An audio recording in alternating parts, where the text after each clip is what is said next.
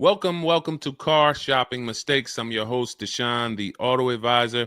If you are car shopping now, or you will be in the next 3 to 6 months, type me in the comments. Let us know where you're at so that we can make sure that you have the advice you need to make the best car deal you've ever made and not be spending more than 30 minutes in car dealerships. The name of the game with great deals is to not be spending time in dealerships. The more time you're spending in dealerships, the worse deal you're getting. The worst deal you're getting. Valencia, good to see you. Valencia World says she's shopping. If you're shopping now or you will be in the next 3 to 6 months, type me in the comments and let me know. Now, for those of you who are not shopping right now, you still may hang around for the next hour, learn something, because you're going to see a lot of people ask questions that you will ask or you would have when you go start shopping. So what typically happens if you hang out here enough, somebody's going to ask the same question that you would have asked, and you can get your answers that way. So welcome to Truth. Good to see you. Let me hop on over to Instagram and actually pop in over there. And I'll give you guys time to start typing your questions. No questions off limit. I try to do just rapid fire Q&A. So you have questions about leasing, about loans, about, getting the best deal, new cars, pre-owned cars. If you just want to tell me your situation, kind of what your goal is, we can go from there. And that's typically how we run it here. So let's see. I'll give you guys time to start typing. Once we get the first couple questions coming in, Dolan will start to bring them into the show. And we'll go from there. All right, I'm just sharing the show. Shout out to the sharers. And before we even start with the questions, I want to talk about the mistakes that I see people making. Let's really start out with the mistake of this leasing versus buying. I'm so happy that over the last 3 years, who was taught never lease a car? You were taught or you heard never lease a car. I could not be more happy that we have been helping people get their first lease for the last 3 and 4 years. The financial advice we've been listening to concerning leasing has cost us thousands of dollars. I was going to lease a car next week. As long as you get 5 offers, cool money. As long as you get at least 5 offers, you're good. See, people are out there paying. There's a couple ways that you can get a car. You can buy it new, you can buy it pre-owned, or you can lease it new. When you lease a car, you're leasing it brand new. So if you look at the financial parameters, you ask yourself, if I buy a new car, how much will it cost me? Now, I want you to use this rule. Every $5,000 is about how much per month. This is not for the new people. If you're new here, type the number 1. Let me know you're new. You've never been on the show. I don't expect you to have the answer to this question. But if you've heard this before, then every $5,000 is about how much on a car payment. You may have seen this in my video. You might have seen this on a show. This is a principle we teach. I want you to lock this into your head forever. Let's see if anybody knows. Or we got a bunch of new people. Michelle's new. I see you. Cool Money's new. DJ Furious. Okay, I see you. Sandra Bonds on Facebook. You're new. Okay, a lot of new people checking in. We're live on YouTube, Facebook, Instagram, and TikTok. So if none of you know, I want you to remember this. Every $5,000 is about $100 per month. Good to see you, Digby, on TikTok. Every $5,000 is about $100 per month. So how do we turn that into a real budget? You look at a car, $30,000 divided by 5,000. You're going to see that's about 600. Well, that is 600. So when you see that a $30,000 car to purchase is $600, if you borrowed that money, now you know about how much that car is going to cost, about how much $600 a month will get you if you purchase. Now, if you lease, $600 a month, depending on the lease deal, could get you a $50,000 car. So we're driving. So if your budget is $600 per month, then you have a couple ways that you can get a car. You can go find a $30,000 new car, no money down. You're at about $600 on a 5-year loan. You can go find a $30,000 used car. You're about $600 on a 5-year loan. Now, for $30,000 used car, maybe it was like $45 when it was new. You get it for $30. Or you can get a $50,000, depending on the lease deal, brand new car that you lease. So let's drive this home. You have people pulling up in cars. They're all paying $600 a month. One of them is driving a brand new $30,000 car. They didn't put any money down. Another one is driving a $30,000 used car. They didn't put any money down. $30,000 car. Another one is driving a $50,000 brand new car. They didn't put any money down. Who's getting the most value? In the short term, it's the person driving the $50,000 new car. It's nothing you can say about that. It's no like, well, it depends. Nope. $50,000 brand new car, $30,000 brand new car, $30,000 used car. The person driving the $50,000 car at $600 a month is getting the most value, hands down. Now, in the long run, where do the people who buy win? That's where we talk about the 8-year rule. That's why if you're buying your cars and you're keeping it 8 years, you should be purchasing, not leasing. 8 years is when you win. So that's where I wanted to start at. Let's start, like, tear down this bad information you've heard and you've believed about leasing. And I see people asking, we got a lot of questions coming in. I see you, Jaguar Music, on Instagram. I see you, Cool Money. I see you, we got quite, I see, hold on. From what I can see, we got like 4 or 5 questions waiting. So Dolan, you could bring in the first one. Type your questions in, anything you want to ask. If you want to ask about leasing, I saw someone asked about bad credit. What about if I have bad credit? What about mileage with leasing? Just start typing those questions. We'll bring them all into the show and we'll get to them one by one. Is that true for someone that went into bankruptcy? Okay, so if you came out of bankruptcy, your goal should be to rebuild your credit as quick as possible. Right now, your credit's blank. You come out of bankruptcy, your credit's blank. You have nothing there, and that's a good thing and a bad thing. It's easy for you to build. I've seen people come out of a bankruptcy and literally they have a 700 score in 1 year. They're going to go get credit cards. Just like if you're 18. If you're 18, you go get credit cards, you don't use them. Pay $15 gas, or you don't have a car yet. You pay $15, $20 a month for something, pay it off. You're going to have a 700 credit score. The more you don't use your credit, the more credit they give you. So when they see that you have the credit, $500 credit card, $1,000 credit card, you're not using it, credit score is high because your utilization is low. So that's what you should be doing. You cannot come out of a bankruptcy, just wipe your credit, and then go into the dealership and be like, okay, now I can get a car. You have no credit history. So the first goal should be, let me rebuild my credit as quick as possible, and you can do this quick. You can do this quick. Follow Shonda Martin.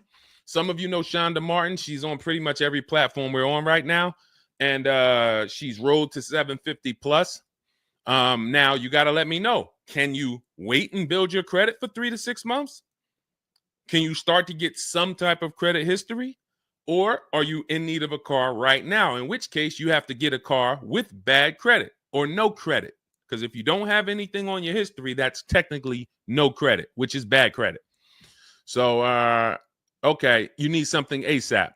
Okay, so what you should be doing, and again, if you don't have good credit right now, you should be buying the smallest car you can with the lowest payment.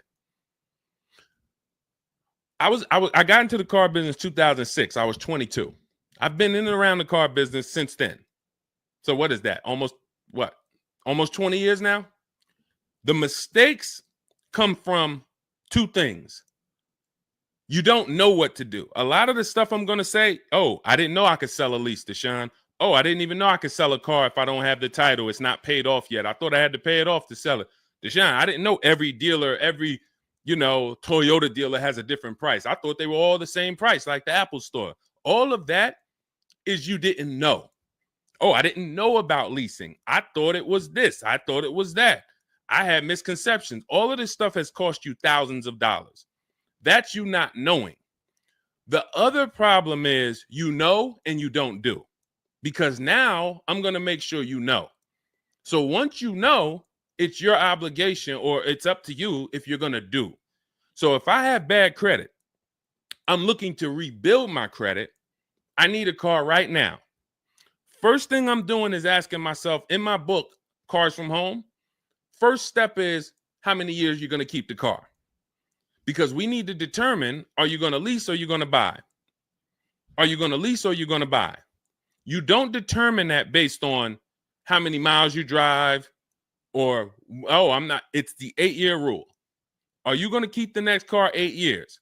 Who keeps their cars more than 8 years? Type K. Because you're buying what we call keepers. If you're a keeper, Deshone, every car I buy, I'm keeping this thing 8, 10 years, 12 years. When the transmission goes out, I go and get another transmission. I see we got keepers. Shout out to the keepers. Michelle, we got Chantal. Who are the keepers? Sandra Bonds on Facebook. I see you. Where are the keepers at? K Mathis on Instagram. Keepers. These, you should not be thinking about leasing. Who's the keepers? See, we like to make this clear. Lon, I see you. Kara, keeper. All right. You need to be very clear, because people be like, Deshone, you talk about leasing a lot. Should everybody be leasing? No. Everyone who's not keeping their cars 8 years should be leasing. And if you don't have the credit to lease, your goal should be get the credit to lease. But so the first question I'm asking you, if I have bad credit, is how many years am I going to keep this car? Now, to those of you because if you don't have bad credit, or if you don't have marginal credit, somebody is going to have it. There's a lot of people getting hit in this economy, and they're going to have credit challenges and need a car. Why is this important? Because let's just say I don't have good credit, but I'm a keeper. That means I'm not thinking about leasing. I'm looking to get a car that I can keep for 8 to 10 years or more, and I don't really have good credit right now. No problem, because the goal is find the best car for the best price, and then I'm going to get a loan, and I'm going to pay more for that loan because my credit is bad. I still need to get a great price on the car. We got to talk about that. Separating the price of the car from the loan. Some of you are savvy and you understand this, and some of you just mix these things together. But when it comes to getting a high interest rate because I have bad credit, as long as I get a good car, once my credit is better, what can I do with that loan? So let's say I got a great price on a car. I got a car, it's going to last 10 years. It's perfect, but I'm paying 21% interest. So I'm going to fix my credit, work on my credit. And then once my credit is good, I still want to keep this car. What can I do with this loan? Refinance. That's a simple fix. But if you don't realize that you're a keeper, then you're going in and you're getting a bad car. 6 months, a year down the road, 2 years, the car's having problems because you didn't take it seriously that you needed a long-term car. So not only did you mess up the plan because the car is going to start having problems, now I got to see, do I want to fix the car, or do I want to, I got to make the payment, now my payment's due, but then the car's having problems. All of this can be prevented. And you need to know up front what your goal is. But if your goal is to lease, Deshone, I'm not keeping cars 8 years and I don't have good credit, you should be buying the smallest inexpensive car you can that you can get a loan on. $10,000 car, go drive it for 2 years, make your payments, and then switch into a lease. If you're driving a car, if you're buying a car to keep, then you can go and get a nice car, get the most car you can afford comfortably. You're going to have a high interest rate, and then you refinance that car when you actually get, your credit up. So this is all in my book. My digital book, Cars from Home, breaks all of this down step by step. Whether you have good credit, bad credit, how to know when to lease, how to know when to buy, new car, used car, you drive a lot of miles. I have plans in there for everybody. It's a digital book. It's 5-star rated. Thank you to everybody who went to Goodreads and reviewed the book. You can get a copy of the book. It's normally $97. You can get it as part of my launch offer for 75% off. That's $24. It's for 2 hours. So as long as you get there, go to my TikTok bio, my Instagram bio, the YouTube comments or the Facebook comments, click that link, and you'll see $24 for 2 hours. Once that, as long as you get it before that, you got it for $24 instead of $97. And you can have everything step by step.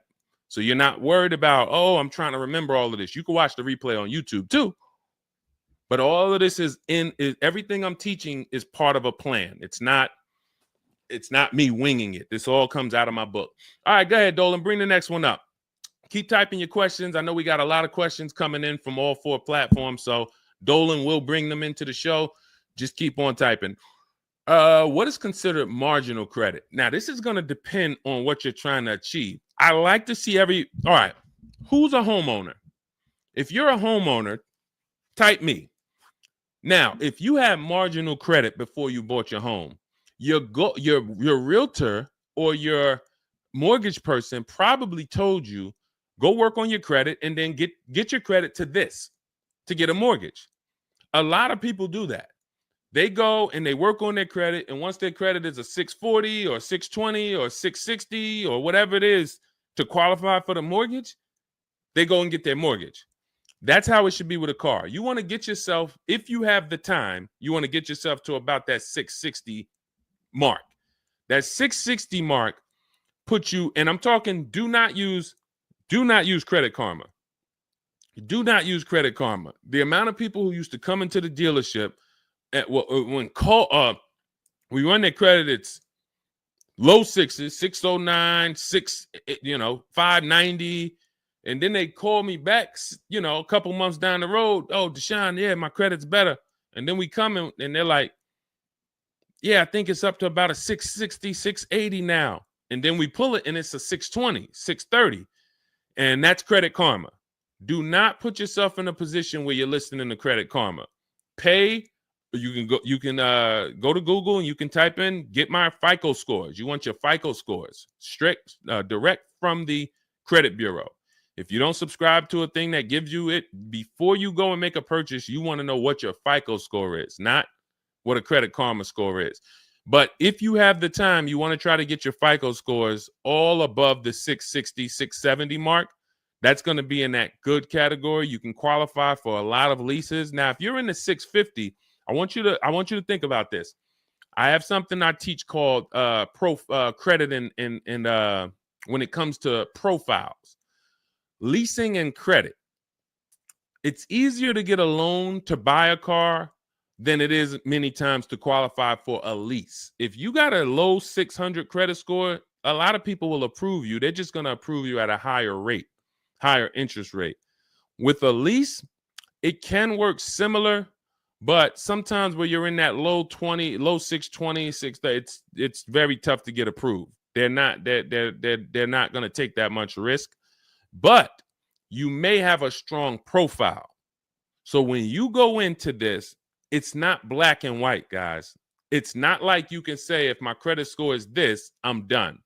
What if your credit score is this, but you have a car payment already you've paid on time? When I worked for Mercedes, I worked for Mercedes for 5 years.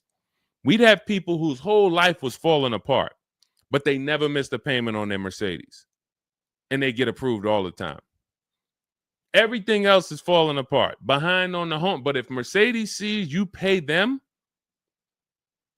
you got approved.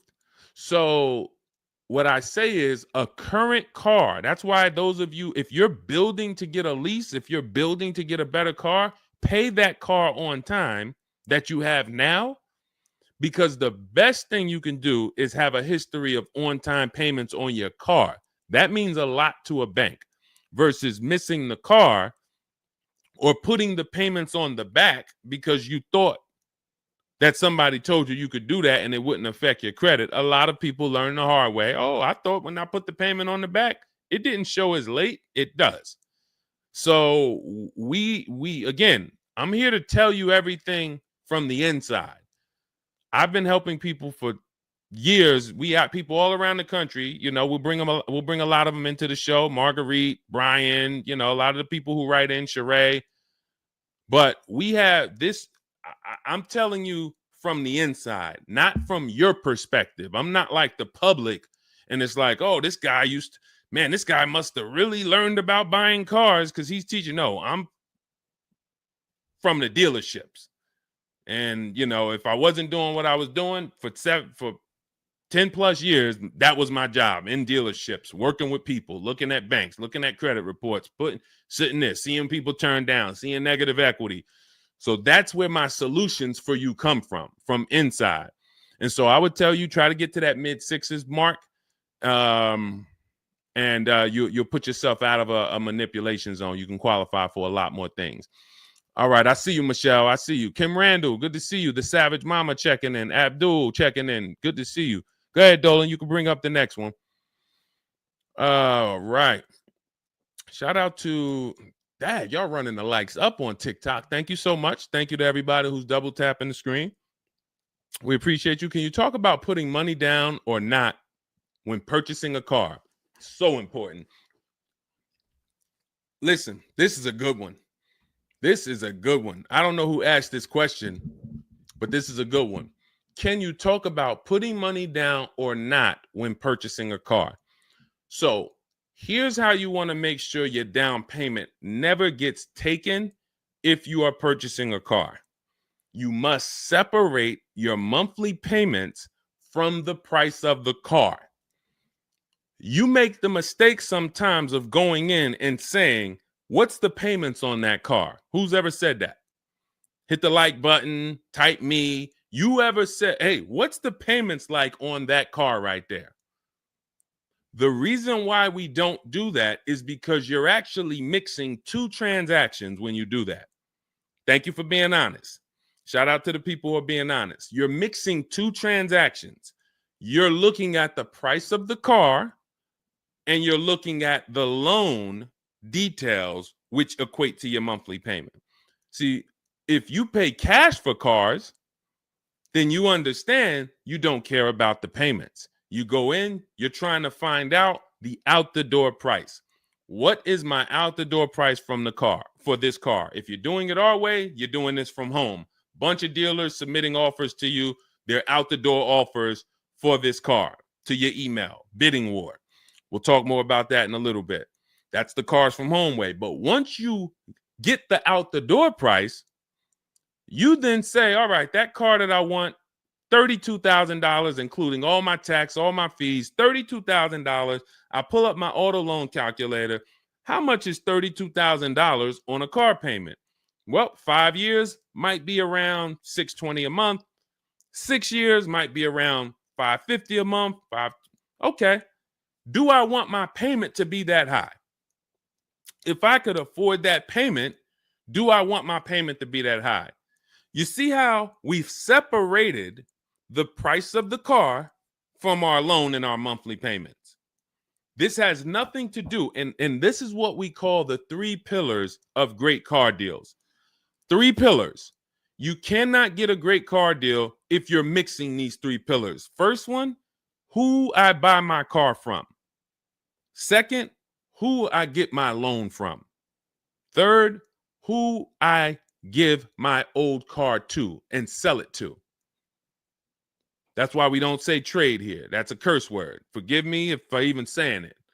And if, we get some questions about trade-ins, we'll explain why we don't trade cars. So we have to separate these and bid out each one. You have so many online tools at your disposal that you just don't know how to use yet when it comes to your cars. You know how to use Amazon to go buy a TV. You know how to get a subscription to YouTube. You got a ton of online tools you know how to use. Shazam, what's that song? Shazam it. But the online tools about car buying, you just don't know how to use them. That's where I come in. Our entire system is showing you websites that do this, tools that do that. And so we can make sure that we're getting the best deal. So the only way you're going to make sure you never lose your down payment is you have to separate the monthly payments from the price of the car. If you go in and say, hey, how much is that payment? The car salesman says, well, how much can you put down? Well, I don't really want to put any money down. Well, all right. If I had to, I guess I could put down like 3, 4 max though. But I'm trying to be at like $600 a month. You're working your loan out with them. That's a loan. And let me tell you how. Let me show you why you can know you shouldn't be mixing these transactions. There's big money in all of them. There's a ton of people who want to sell you a car. There's a ton of people who want to give you a loan. They don't sell cars. Let me say that one again. There's a ton of people who want to give you a loan. They don't sell cars. They want to compete for your loan. That should tell you there's a lot of money in the loan business. Then there's a ton of people who want to buy your car from you. Your car you have now. You're the one you're like, well, I just normally go trade the car in. Well, how many offers are you getting when you trade the car in? Well, I usually just get the one from whatever the dealer says he's going to pay for me. Okay. So there's a ton of people who want to buy that car from you. They don't care about selling you a car, and they don't care about giving you a loan. So when you buy a car from a dealer and you give them your old car on trade-in and you get your loan from them, you just gave them 3 transactions. You did 3 transactions with them in one.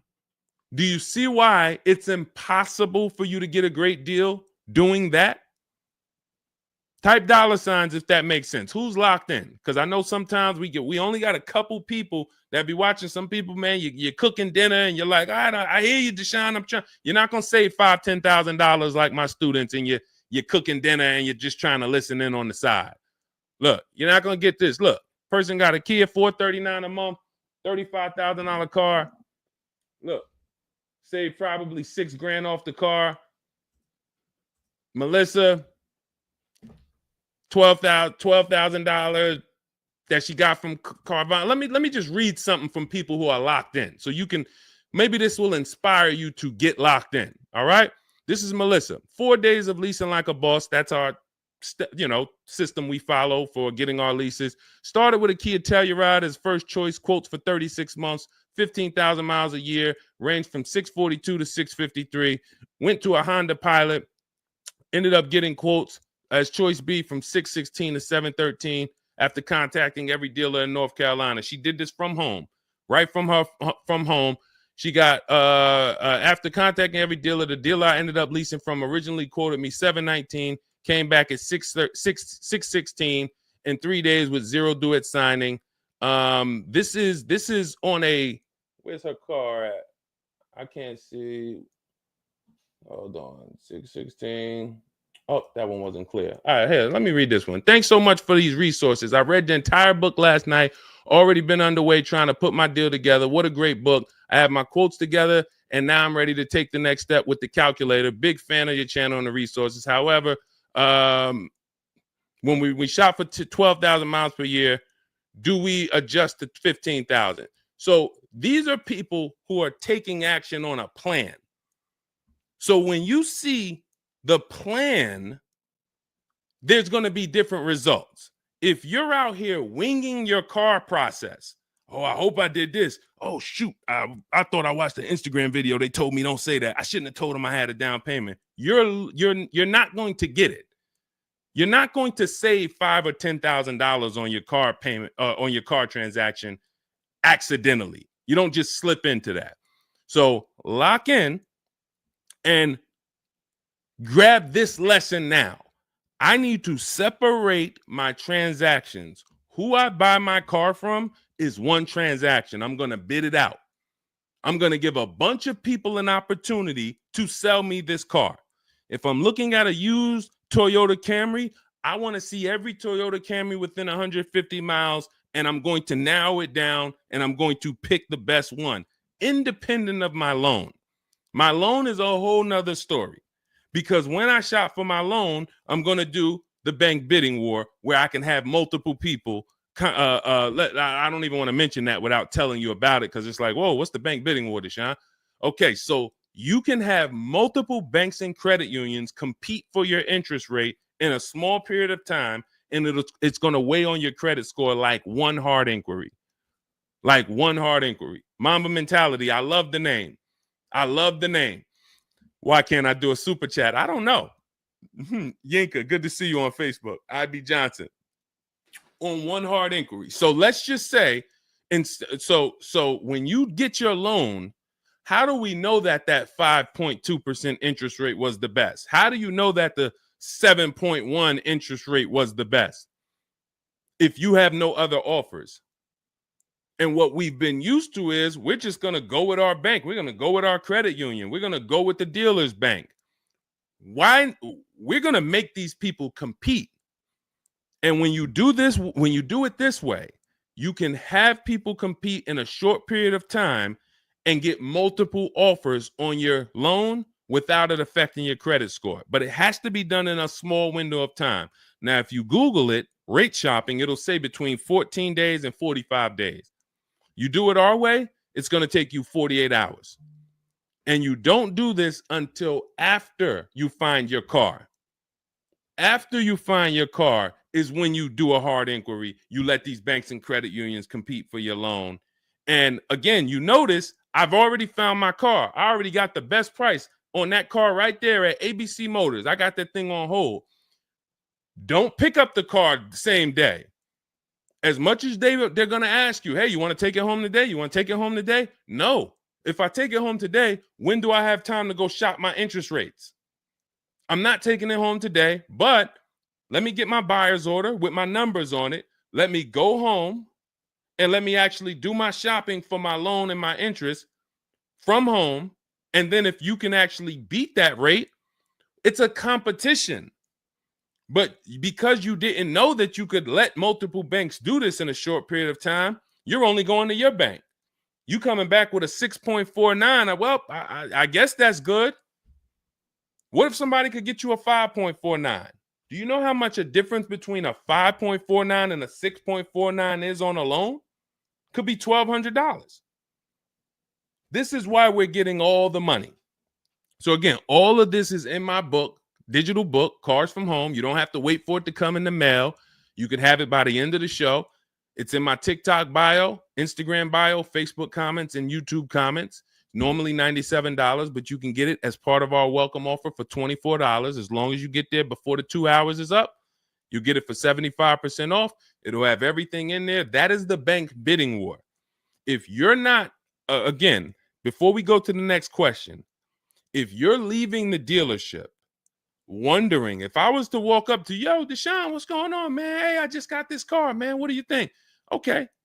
Did you get a good deal on it? Yeah, man, I definitely got a good deal. How do you know? If you're not saying to me, yo, man, you know how many offers I saw? Man, I got about 6 offers on this car from different dealers. This was the best one. Okay, you did good. What about your loan? No, man, listen, my bank competed, credit union competed. The dealership told me none of their banks could beat what my bank gave me. Congratulations, man. You got a great deal. But if you don't have that same confidence, you did not get a great deal. And now you're driving in a $30,000 car, $50,000 car, and you don't have the confidence that you actually didn't leave thousands of dollars in these dealerships. This is crazy. And when you get mad and stop accepting it, you'll listen to what we're telling you to do. If you think you deserve that abuse, then you're going to keep doing the same thing. That's why you got to unlearn. Okay? So separate your transactions. Who I buy my car from, I'm getting multiple offers for. Who I get my loan from, I'm getting multiple offers.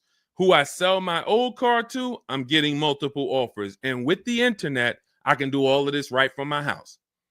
Right here. All right. That's the Cars from Home way. Let's go, Dolan. All right. Keep typing your questions. I see you, Mamba Mentality. I see Mamba Mentality got a lot of questions. Samante Love, good to see you. Jay Bass, good to see you.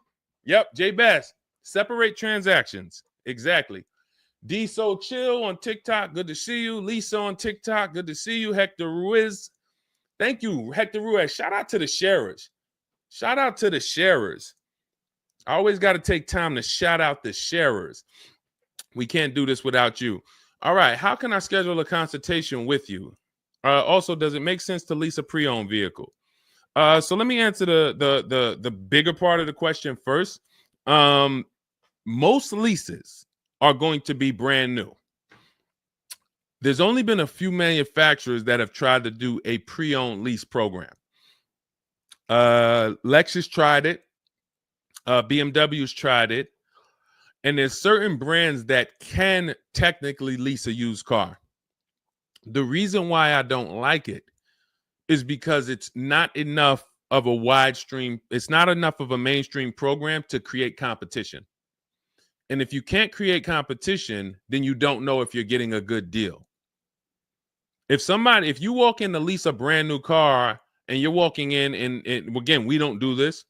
We never sit down in a dealership. We're there to test drive only. We're never talking numbers.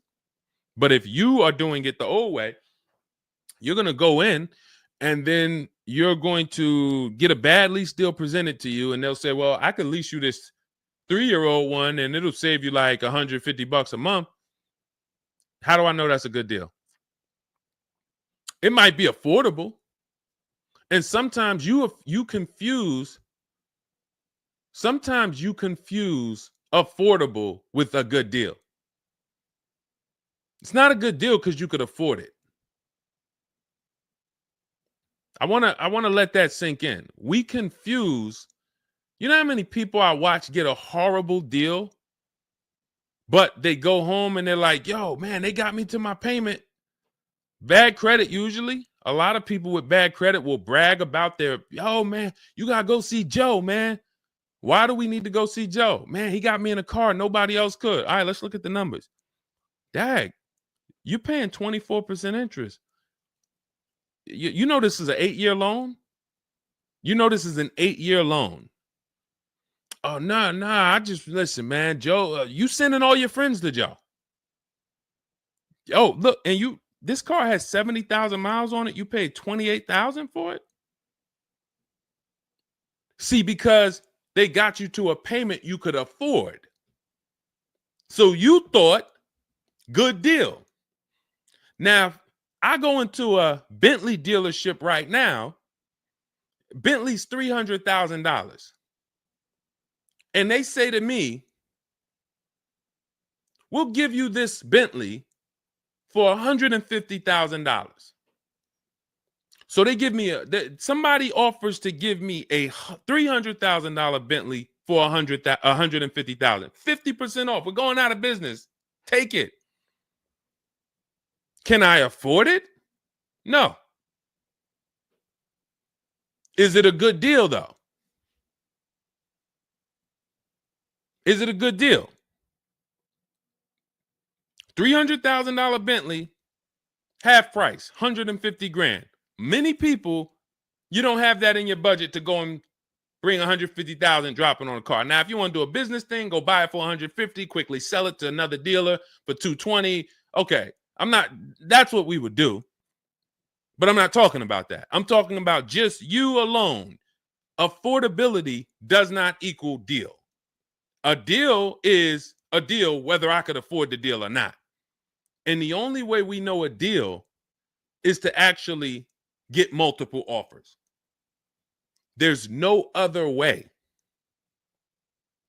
So I'm going to continue to say it. There is no other way. I've been in the car business since 2006. There is no other way for you to know you got a deal without comparison shopping. Same way if you walked into a grocery store and there was only one, you walk into the Dorito factory. There's only Doritos everywhere. No other competition. They sell them for $7 a bag.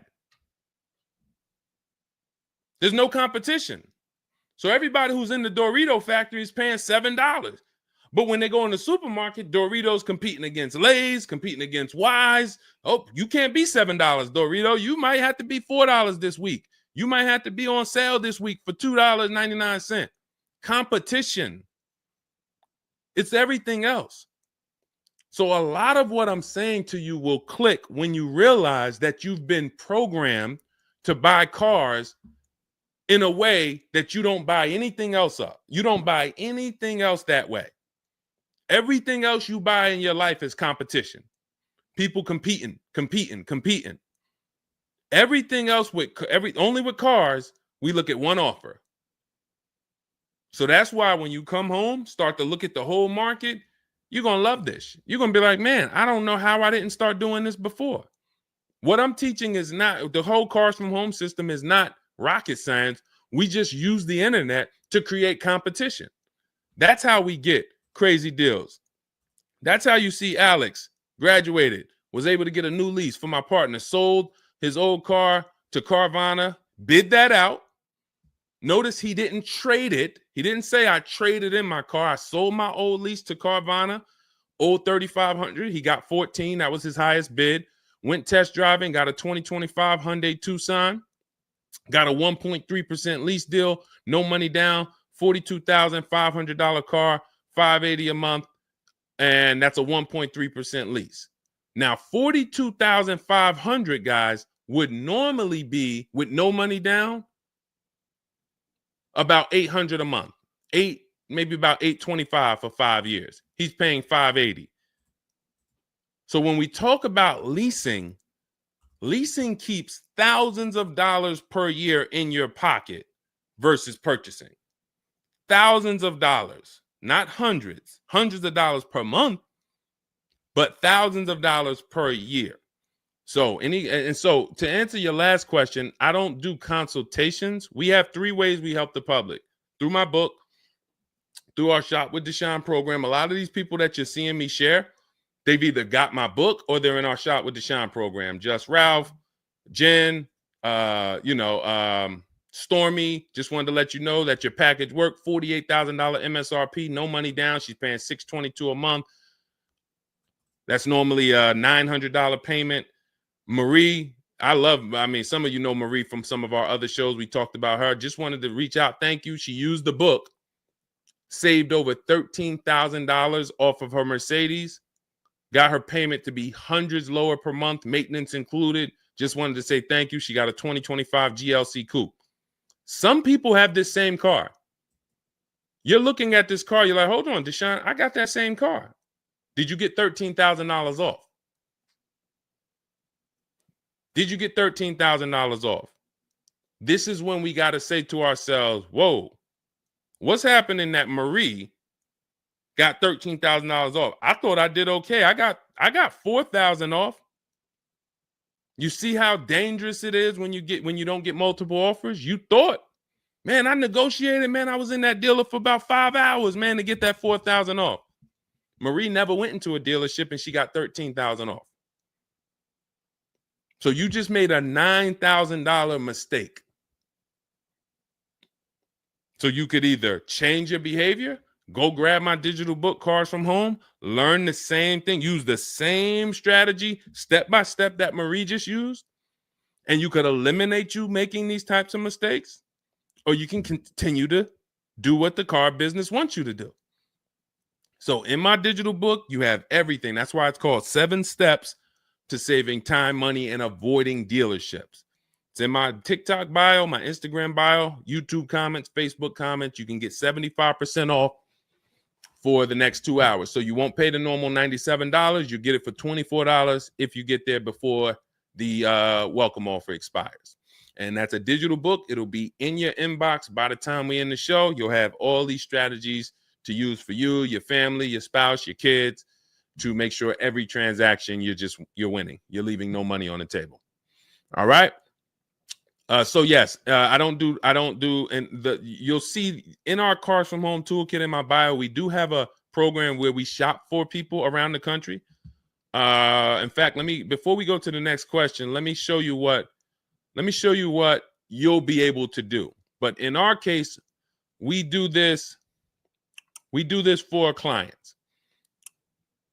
So you get in where you fit in.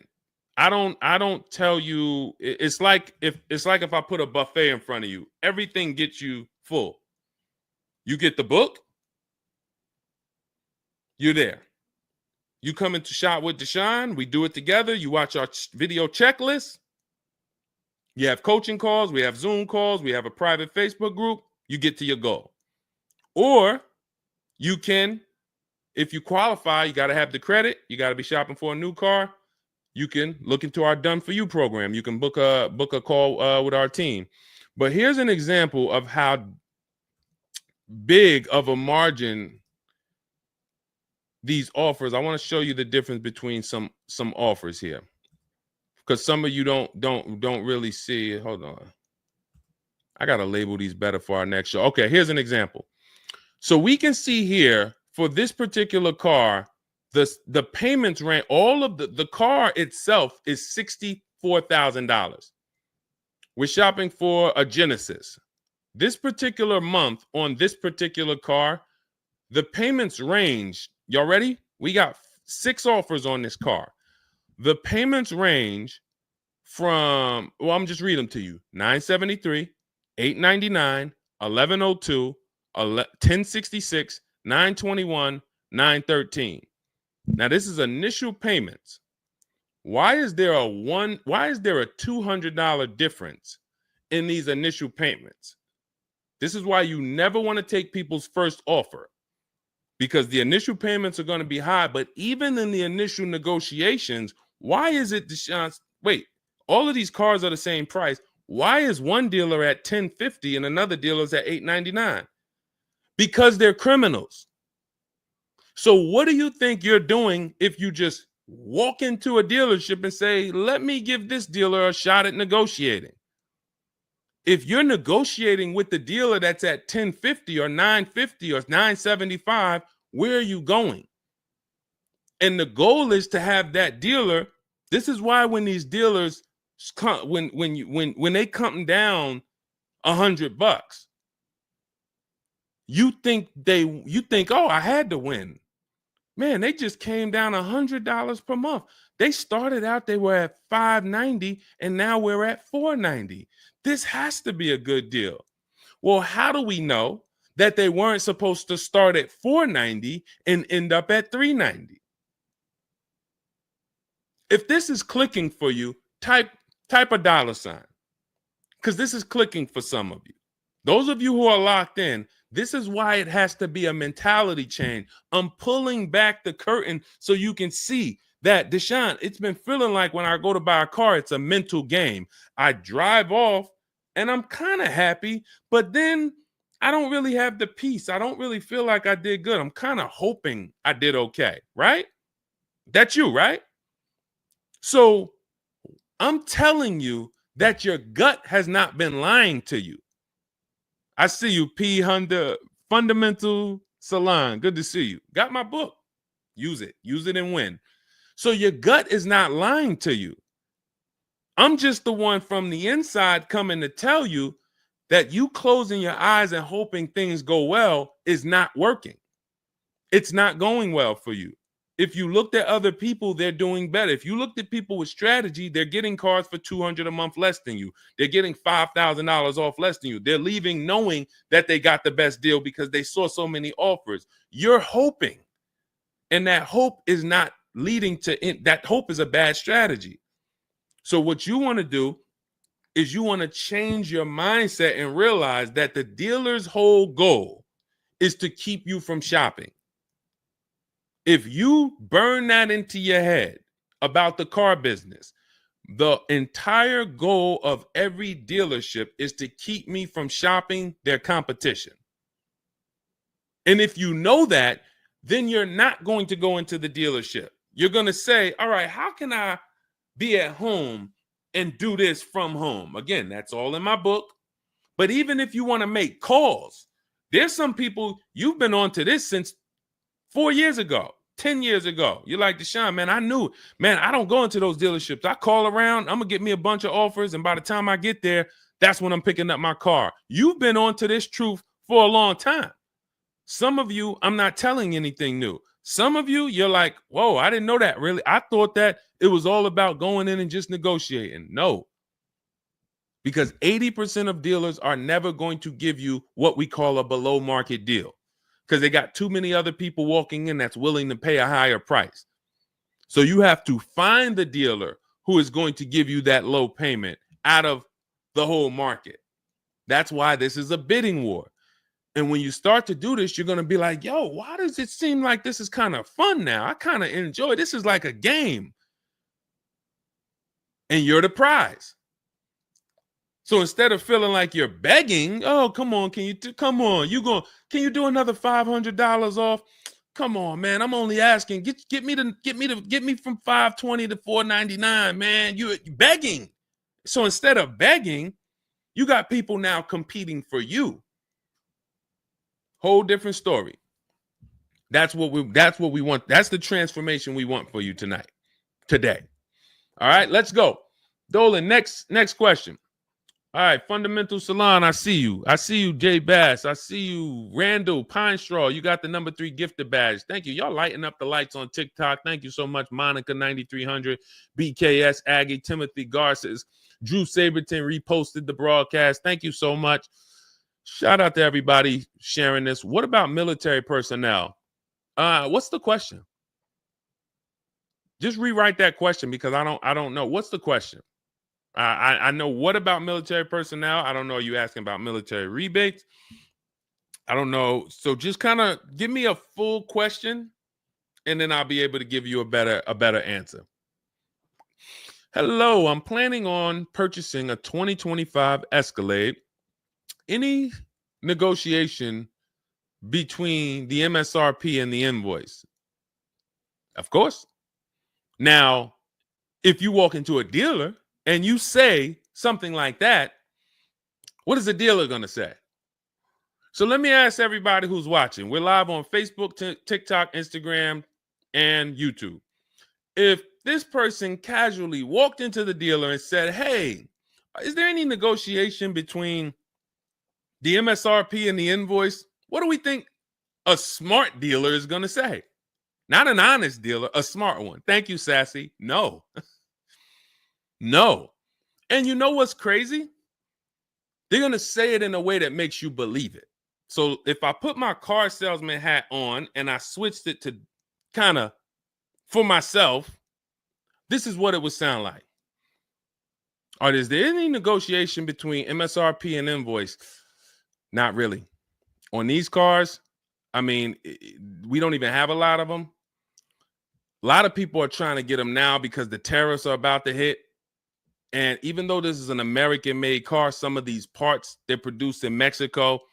So there's not, we really like to, a lot of dealers are selling them over MSRP.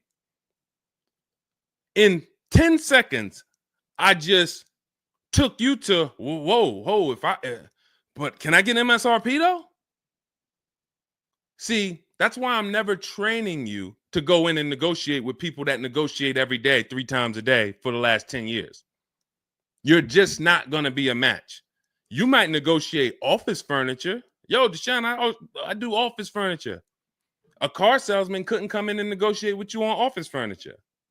But you can't go into a car sale and negotiate with car salesmen because, again, the psychology, we just know every question to ask, everything to say. It's a mind. And so some people use it for good and some people use it for evil. And so how do we find out what the discount is on the Escalade? We talk to multiple Cadillac dealers. Now, if you're doing it our way, in my book, I have scripts that I wrote for you. It's all by email. So there's a reason that people can actually go in, use this book, use these scripts, and come out with great deals. This is Trey. Trey got 3 cars using our system. He says, my son was in the market in 2025. He just got a 2025 Blazer. He said, I started sending emails in the wee hours of Tuesday morning. So those are email scripts that I wrote. They're in my book. You have access to them when you get my book. You're using all my scripts. We're not talking. We're not doing any of this by mouth and saying, oh, I got to remember What did Deshone say? Don't, oh, I didn't want to say that. None of that. There's no room to make a mistake. We're just typing, copying, and pasting. He says, emailed 25 to 30 dealerships, got 8 offers, closed the deal in 2 days. 2 days. So some of you, you're like, Deshone, I need a car in like 2 weeks. No problem. Trey got his in 2 days. So once you start this process of engaging with the dealers, you'll get a car in 3-4 days if you're slow, because that's the way it's set up. So he gets a $56,000 car. He closed the lease at $560 a month on this Blazer electric vehicle. $560 a month, first month's payment due at signing. That is a $56,000 car.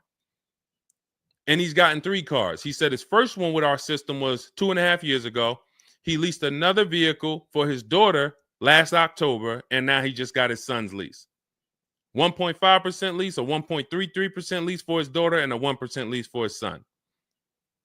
So if you're doing it our way, you're sitting at home, you're getting multiple Cadillac dealers to compete by email, and then you're going to see, oh, this one's going to take off $2,000. This one's going to take off $5,000. These 4 are taking off nothing. This one, he's charging $3,000 over the list price. Oh, here's the winner. They're taking off $5,000. That's the best offer. Now, sometimes you get a deal like Sean, and we never know when the bottom is. Or let's take this Genesis. Perfect example. This is a 2025 Genesis GV80. As you can see right here in writing, if you're on TikTok, you can't see, but if you're on Facebook, YouTube, or Instagram, you can see. You can see, let me just take that comment down real quick, Dolan, so I can show the discount at the bottom of that sheet, please.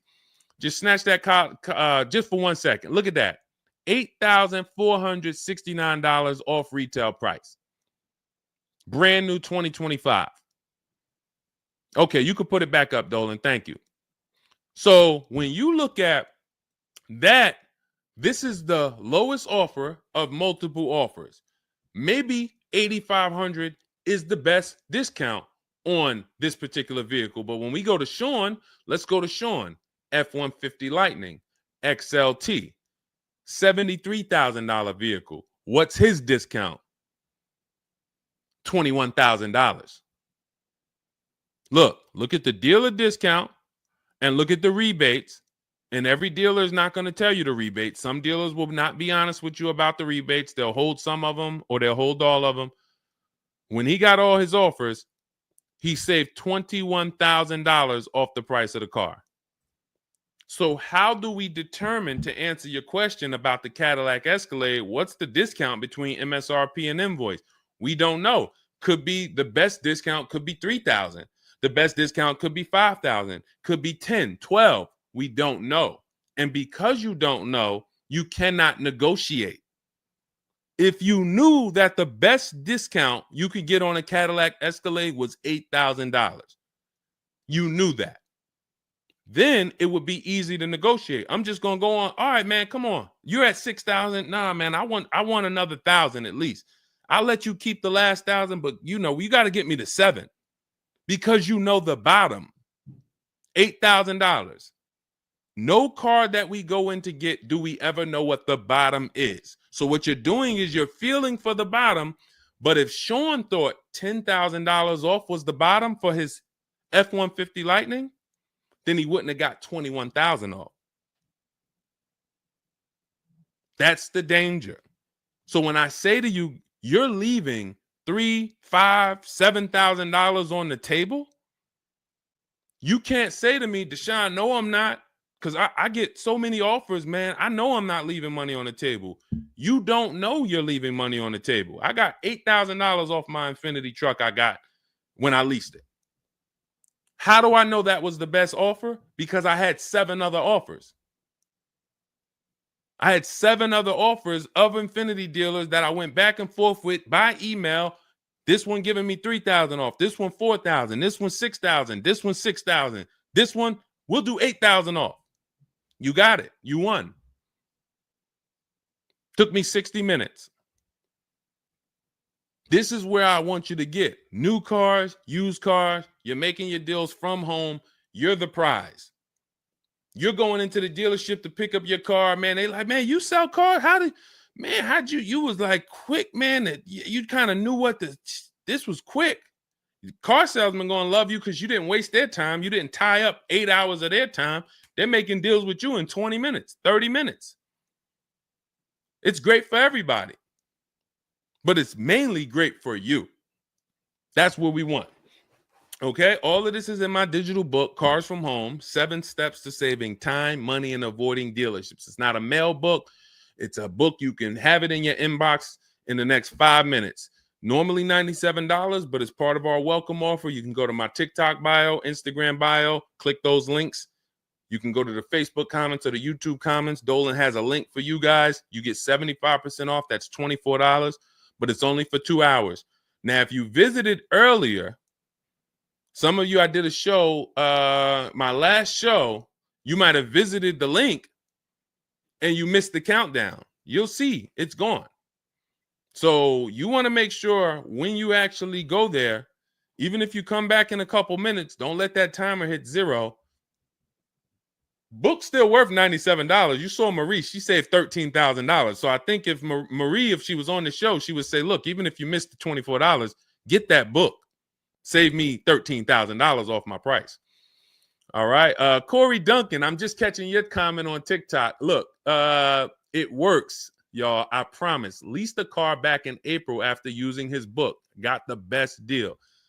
You see what I'm saying? Like, and this is all over. It's too many people for me to pay.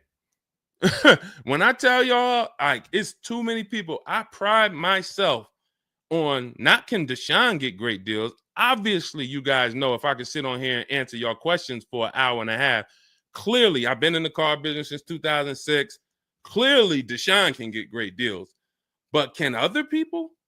That's why I'm showing you other people. That's why I'm showing you Benita. That's why I'm showing you Kimberly got 20 grand off her Maserati when she got it. Zafrina got 2 cars. She got a car last year, got her Jeep Grand Cherokee, $66,000 car. She got it for $579 a month.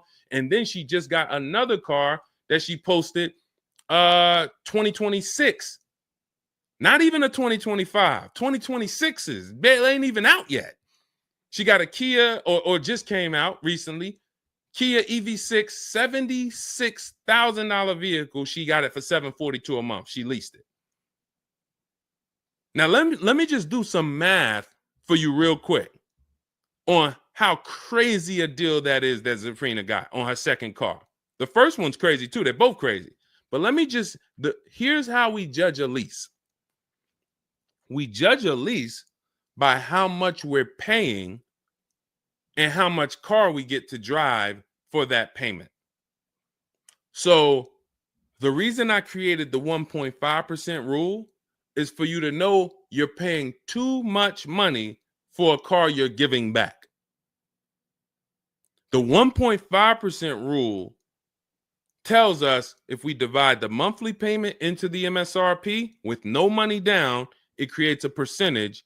And if that percentage is over 1.5 for 12,000 miles per year, we're paying too much. It's no value there. It's a bad value lease. Let's look at Zafrina's deal that she just got. She's paying $742 a month, and she got a $76,000 car. So let's say, go into our calculator, $742 a month, 36 months. That equals $26,700. That includes taxes, everything. That is how much she's giving them for 3 years to drive this car. $26,700. It's a $76,000 car. You don't have to be a mathematician to know that if you walked into a showroom and you saw a $76,000 car, once taxes and fees and everything were on top, it's over 80 grand. And you could drive that car for 3 years for $26,000 and you give it back to them, we can imagine how much value that is. So that's how we judge a lease. And the more I pay, the more I have to look at, okay, is this a good lease deal? Is it a great lease deal? Is it a steal? Zafrina got a steal. Anything 1% or lower, it's a steal. From 1% to 1.5%, that's a good deal. Well, let's say from 1% to 1.25, great deal, great value. And then from 1.25 to 1.5, good lease deal. So it's good, great, and a steal. Any of those is good. It depends on the vehicle, and it depends on how well you get offers, because different vehicles have different lease programs. But once we get, you don't walk into a dealership and say, hey, get me the 1.25 or get me the one. You don't do that. You got to see what the best offer gets you. But this is where you want to be at. Empowered shopping. Okay. Thanks, Randall. I'm working on my lease deal now from the book. Way to go. Way to go. All right, Dolan, go ahead. Pull up the next one. I'm going to take a sip of water. I see we still got a lot of questions to get to. Let's go.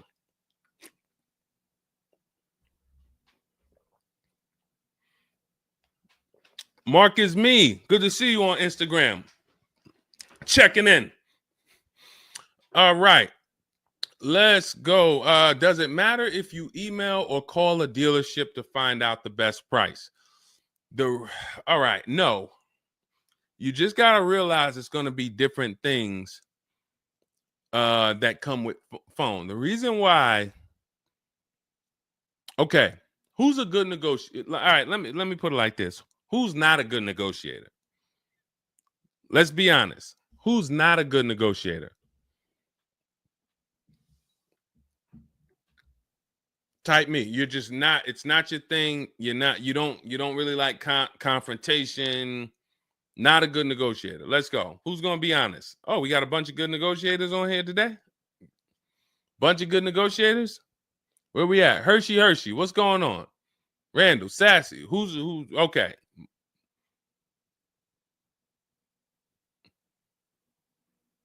Okay.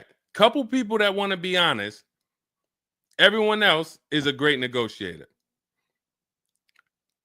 You need that to get on the phone. In order to get on the phone, you need to be a good negotiator. You need to be quick with your words. You need to be, and that's what's going to happen when you're calling to get deals. Now, if you're calling to get deals, you just need to be able to know exactly what information to give and what information not to give. So let's just say you call in and you're trying to get an offer, and somebody says, "Hey, wait, I need your credit." Okay, are you gonna say, "Well, no, actually, the people who I've been working with, they haven't been asking for credit. Just assume tier 1," or are you gonna, fumble through that? And if you so this is what you're going to get. That's why I say if you're calling, you could try asking for sales managers. But the reason why email far exceeds getting the offers by phone. Now, look, getting the offers by phone is way better than walking in. But if you get the offers by phone, you still have to you have to try to lock down who the good dealer is, because you're not going to really have anything in writing. And that could be a problem. That could be a problem, because whenever you're going in and you're thinking this, that's why everything we do is from home. Your credit app is done from home. If I'm talking to somebody on the phone and I feel like I done talked to maybe 8 dealers, I got 5 offers, and one guy, Matt over at, that dealership it feel like he's being honest. He's giving me the offer. He told me this is what your payment's going to be. It includes taxes. It includes everything. Or this is what I'll sell you the car for out the door. Okay, I'm doing the credit app online because I want all of that firmed up before I get there. I have a video we're going to put out soon about a dealer who we just experienced this shopping for a client, where the dealer put something in writing. And then when we did the credit app, or the client did the credit app, changed the offer. So when they changed the offer, that means they didn't want to do that offer to begin with. Oh, no, they didn't change the offer. They said the car was sold.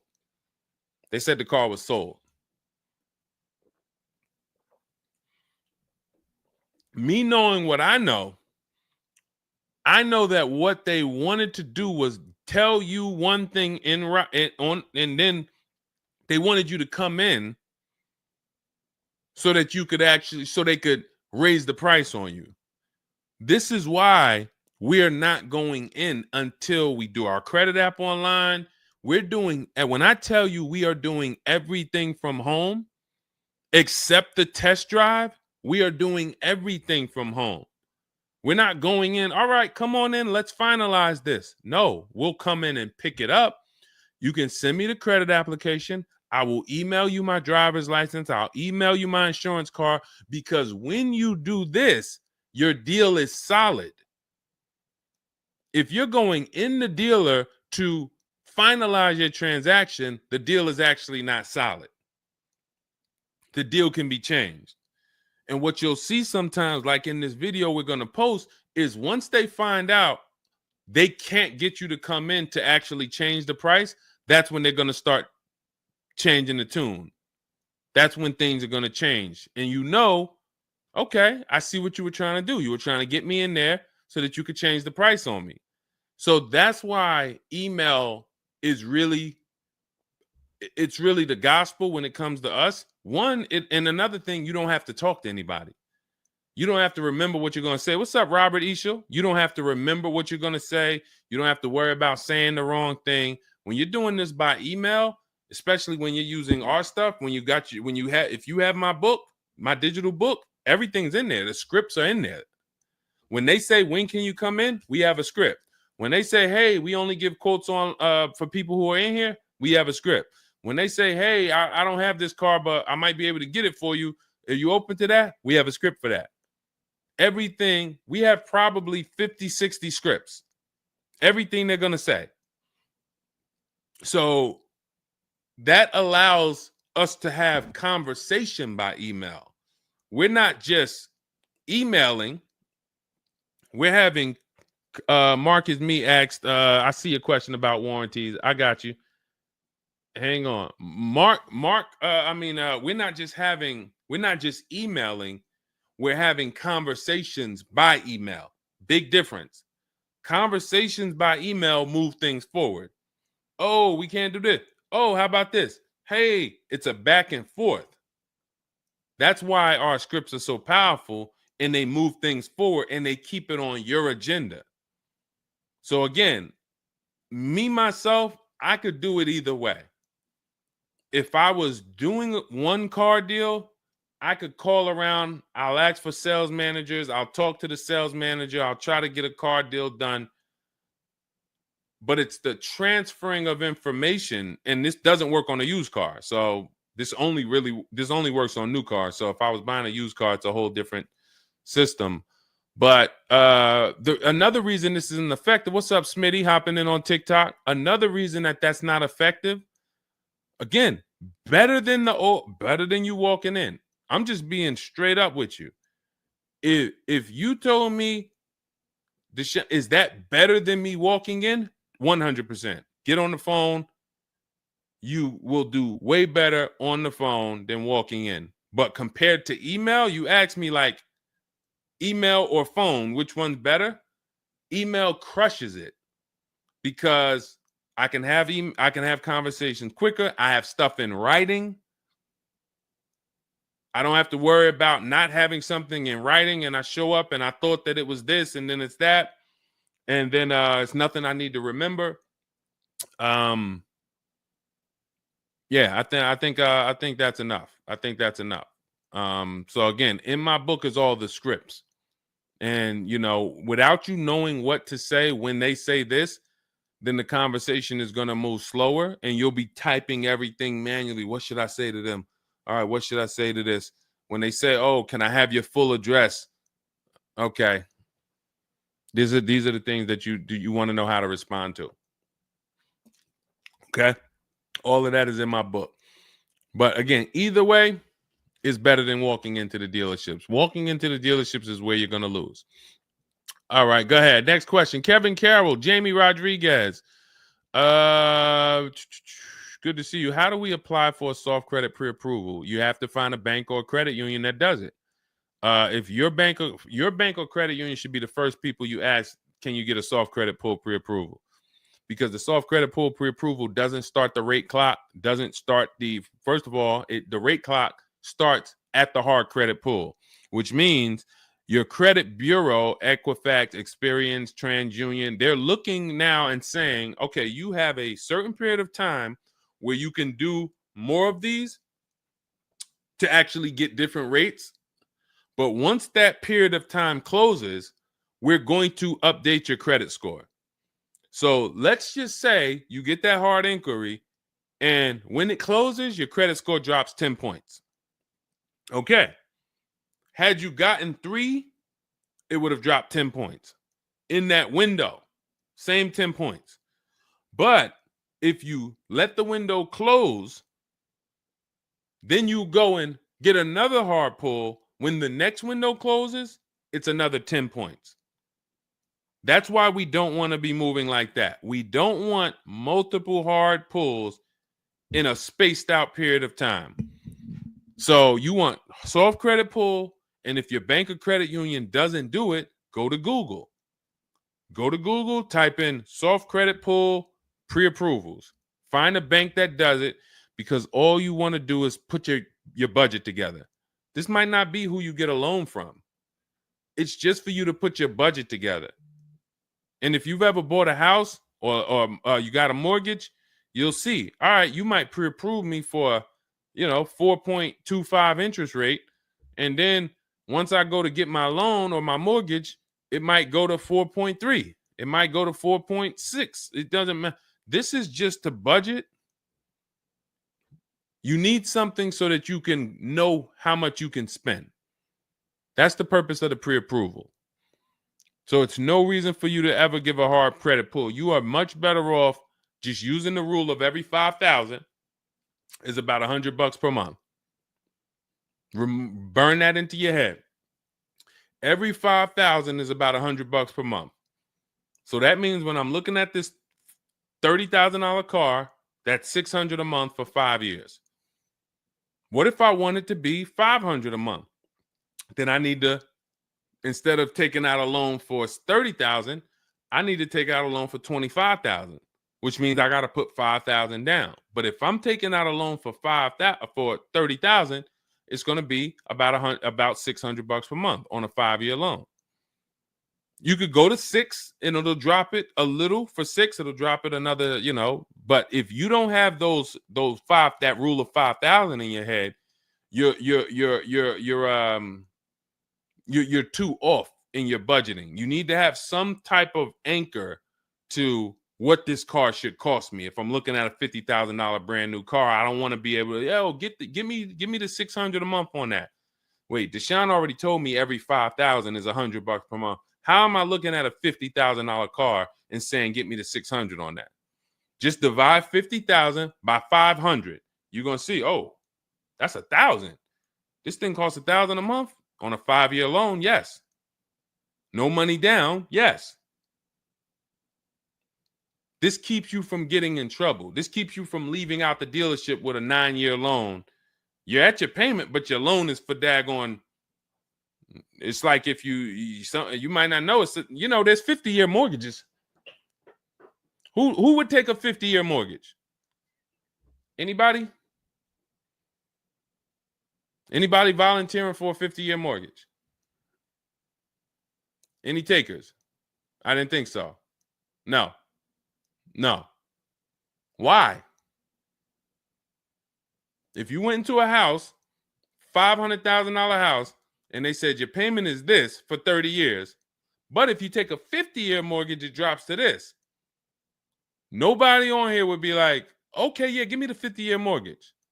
They're available because we've learned that 30 years is the longest you would take a mortgage.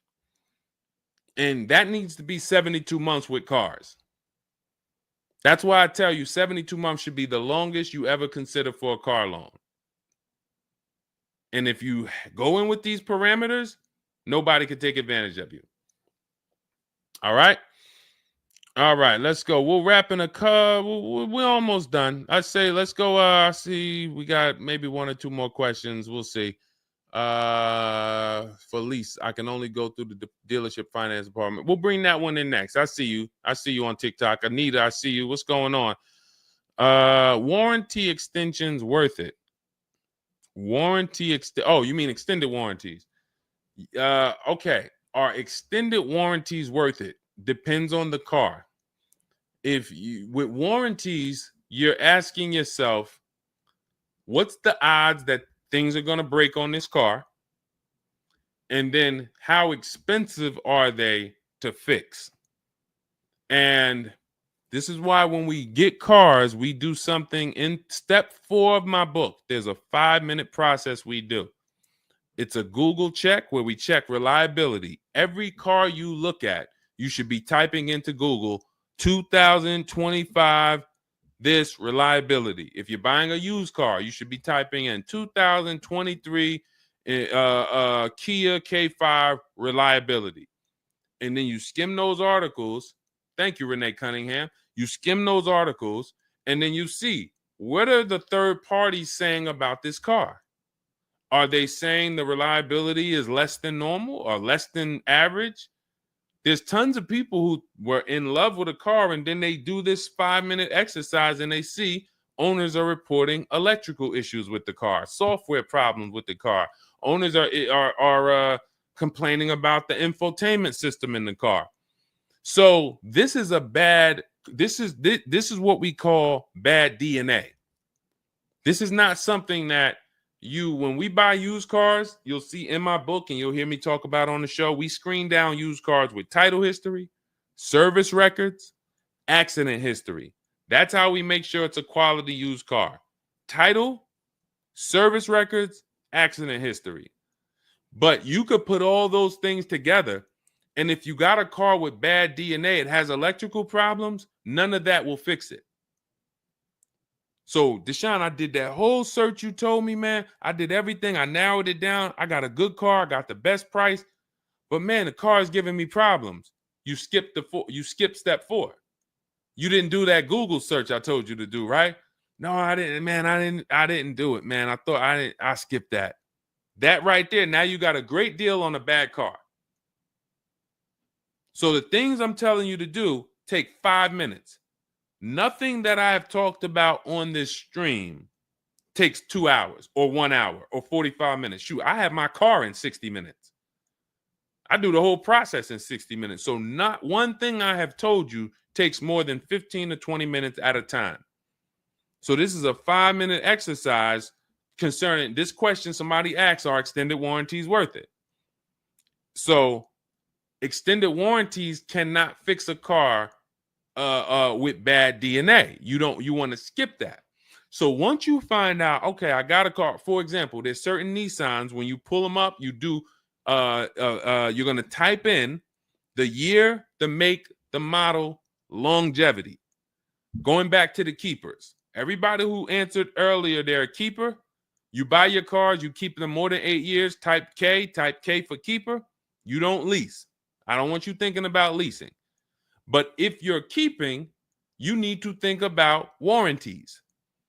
Just like people who lease don't need to think about warranties for the most part, unless they're a high mileage driver, they're getting a high mileage lease, they're not thinking about warranties. So if you're a keeper, you're thinking about warranty, which means you need to look at longevity.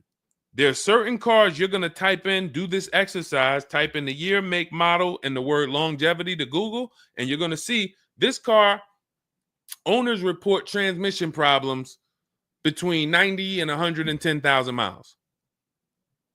There's nothing you can do to change that car's DNA. Nothing. So yes, you can get one with good service records, good accident history, good title history. Nothing you can do to change the fact that that car has transmission problems from 90 to 110,000 miles. So once you do that exercise, that quick 5-minute check, then we can look at what's the cost of repairs on this car? Is it a Mercedes where when something breaks, it's $2,000? If it's a Mercedes and something breaks, and you can keep typing your questions. If you have a question on TikTok, nothing's off limits. So we got time for a few more questions, but you got to type them in for us to bring them into the show.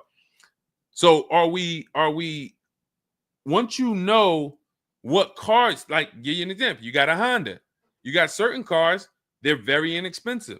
Something breaks on the car, the parts are cheap, inexpensive. These are the cars where you don't need extended warranties as much as you need a car when you look at a car that has high cost of repairs. So what should you be typing in for the car you want?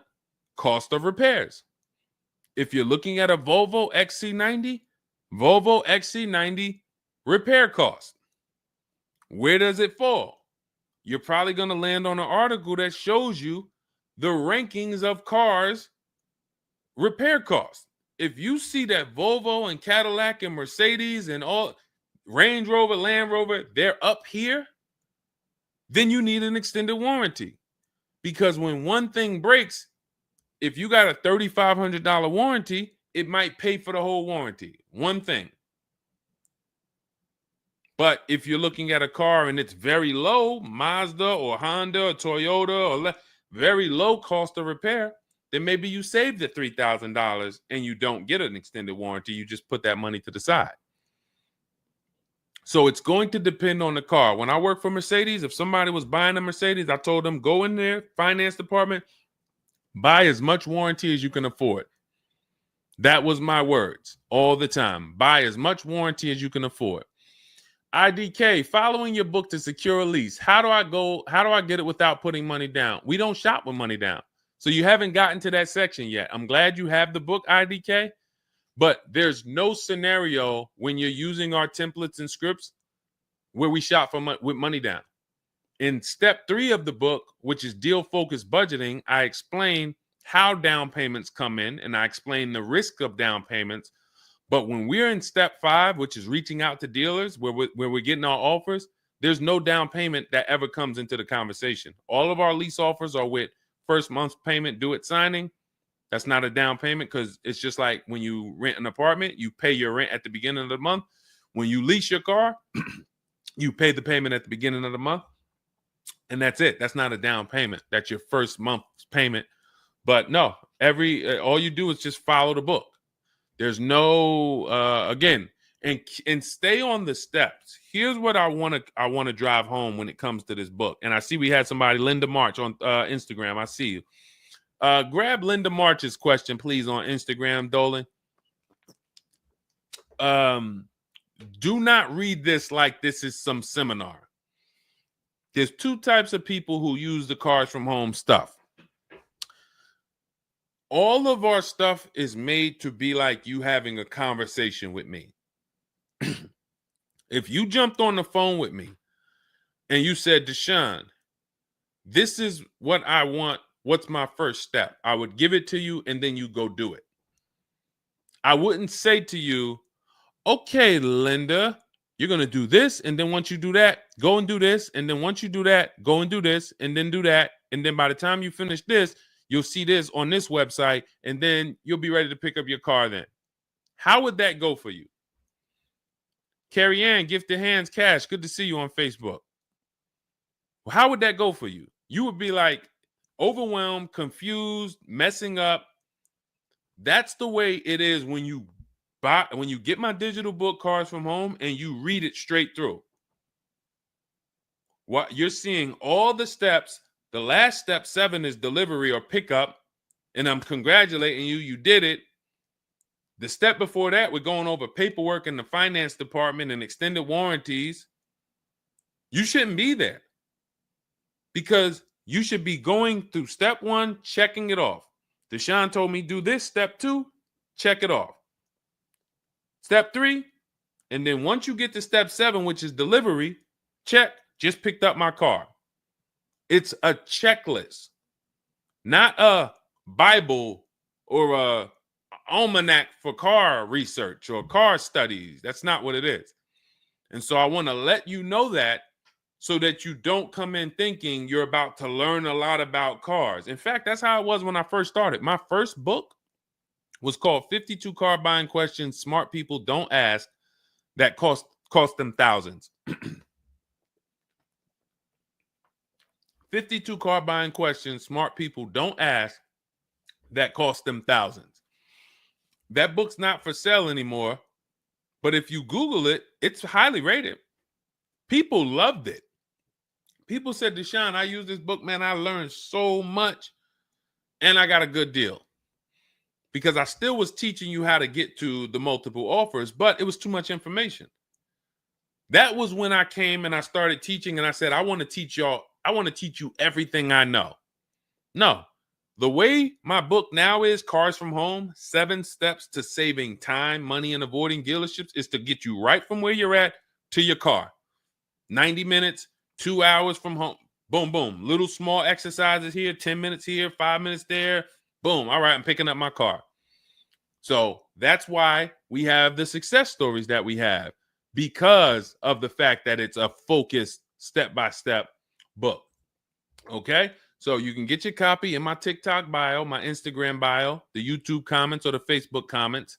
It's 75% off. That's the welcome offer. It's normally $97, but you can get yours for $24 as long as you get to my bio and Instagram, TikTok, or the YouTube comments or the Facebook comments before that 2 hours expires. This is Brian, just got his first ever lease using the book. Thank you, Brian. 2025 Honda HRV, $30,000 car, $395 a month. That's a 1.2% ratio. No money down. Initial quotes from that dealer was $434, and he used the counter offer calculator and got it down to $395. So that's his best offer, not to be confused with his only offer. That's his best offer that went from $434 down to whatever he ended up paying to get it to 1.2%. So that is how you want to do it. Step by step, go grab your book. Make sure when you get your book, screenshot the thank you page, because my support team's email is on there. Sometimes you're typing fast, you misspell your email, but as soon as you actually pay the $24 and get your book, you'll see the book is on the thank you page. So you can click that link, open it, save it. Make sure you save that link, because every time I update the book, that link is your master link, and I also email you a copy. Okay, and then you'll have everything we teach step by step to get as many cars as you want. You'll see, you'll be like Sheree, you'll be like Zafrina, 2 and 3 and 4 cars. Rosalie, 4 cars. Ken, we talked about. Trey, we talked about earlier, 3 cars. These people have been with us since 2021 and 2022. So if you're new here, you got people that's already 3, 4 cars up on you using what we use, and catch up. All right, go ahead, Dolan. I saw we got a couple more from Carrie Ann. We got Linda March. Following your book to secure a lease, how do I get it? Oh, that's what we just answered. We already answered that one from IDK. I saw you grabbed it, but I answered it before you grabbed it. Carrie Ann Gifted Hands. Evening. Okay. Can a dealership... I'm sorry. I'm having trouble reading. I'm going to have tea on these broadcasts, because can a dealership take your newly purchased vehicle to a private mechanic without telling you? Actual dealership, because he refused to pay the money to get it fixed. Can a dealership take your newly purchased car? So if they're taking it to a private mechanic, then it most likely does not have a manufacturer warranty, because if it had a manufacturer warranty, for example, Kia has a 10-year manufacturer warranty, bumper-to-bumper warranty. I think it's 10-year bumper-to-bumper. But when the manufacturer puts a warranty on a car, dealerships don't really want to take it anywhere, because the manufacturer is covering the cost. They're covering the cost of the parts. They're paying the dealership for the labor. So it sounds to me like you got a pre-owned car and it was newly purchased to you, but it doesn't have a warranty. So they may have offered you some form of warranty. Maybe they put something in writing, and whenever you buy a car, you should have something in writing on the buyer's order. This is why we have a whole step in my book for paperwork and protection. That's step 6, because you need to have certain things in writing before you actually take delivery or pick up. But it sounds like they probably had an in-house warranty, like, hey, if you come back, you got 30 days or 3,000 miles, or you got 90 days, and if anything goes wrong, just come on, bring it back. And now you brought it back because you had an issue, and they're looking and saying, well, our guys can't fix the issue, or we don't want to pay our guys to fix it. We're going to pay, this guy over here, and he's going to fix it. He can do that because there's nothing in writing that says he can't do that. And she said, correct. Ask me how I know. I swear, the reason why I invite you into my world, guys, is because everything that you think is complex is totally normal for us. That's a crazy situation for you. I can tell you exactly what's going on because I've seen this situation for the last 20 years. So when you're coming into our world, it's like, wow, this guy really knows. I see why he can kind of keep me calm, because this stuff is calm for me. That's where I want you. It's like being with somebody and you're going into a scary situation, but they've been here 200 times. Oh, it's dark back there. No, nothing ever comes from back there. When we get up here, you're going to hear some sounds in the bush, but that's just little raccoons and they're harmless. They actually like, oh, okay. You start to get more comfortable because the other person has been here a lot. So there's nothing in writing that says he can't do that. But if it is in writing that he needs to fix the issue, that's really all you care about. What's really in writing is you need to fix this. How you fix it and who you get to fix it, that's your internal business. If you want to take it and outsource it to another mechanic because your mechanic can't figure it out, that's fine. Some dealers have a relationship with a dealer up the road. So if, a used car dealer might take it to a Subaru dealer if it's a Subaru, and they might, but their thing is they need to get it fixed because they're obligated. You said just purchased it, went back into the shop 2 weeks later, still did not have it back. Exactly. So they're going to try to do everything possible to get it fixed. And that may include taking it to someone who they think can fix it. Now, I assume, are your payments due? Did you start a loan? Because this is different if you have a loan and you have my car and I have a payment due in 2 weeks or 3 weeks or 1 week. And if my payment is due, then I'm going to actually wait probably 1 month. And if I don't have anything in writing of when I'm getting this car back, then I'm going to make a police report. And because now I'm getting ready to either unravel this deal, you got to give me a car. I need to, and watch this. Why the police report? It's to document what's happening. First of all, people don't like to see police pull up to their, it's leased. It's a brand new car.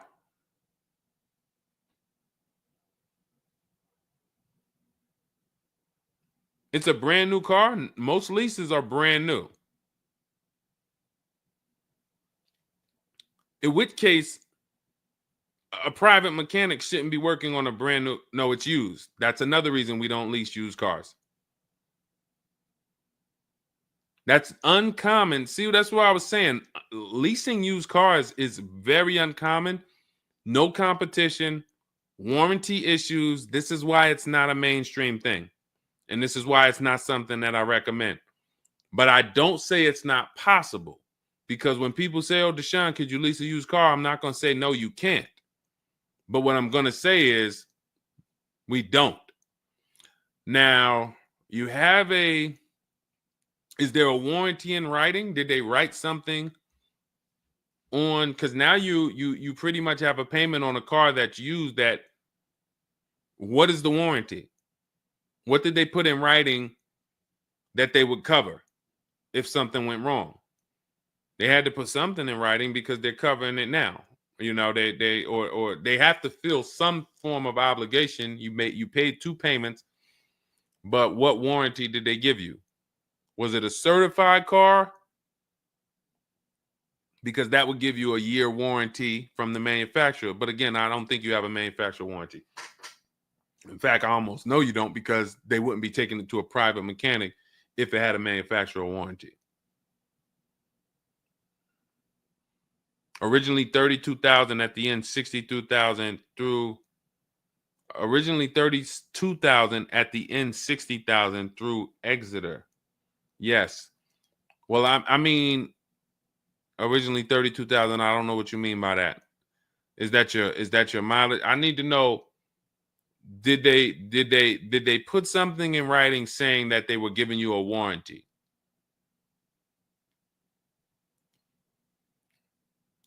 We'll try to work through this, because it's no different than if you bought a car from them.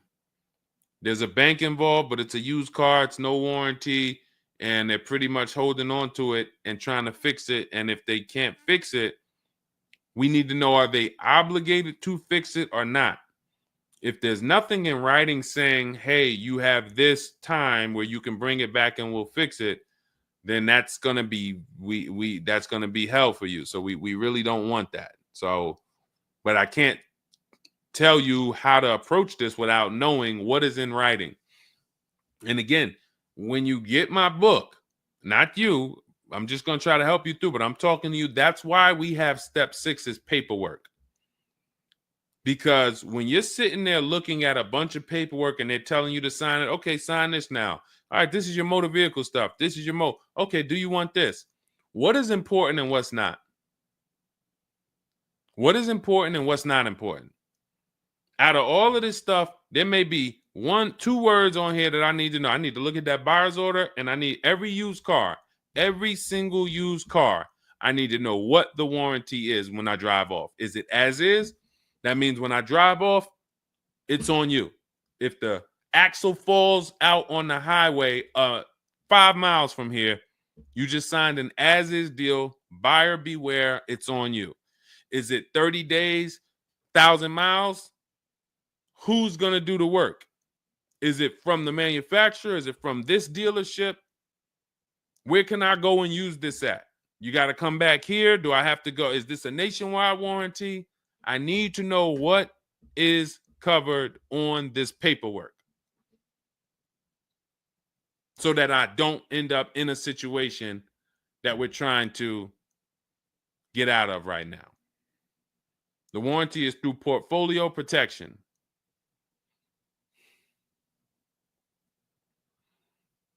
So it's a warranty. May not be a good one, but it's a warranty. So if there's a warranty, that means they're obligated to fix it. And if they're taking too long to fix it, and I have a payment, did they put you in a loaner car? Are you driving now? What are you driving now?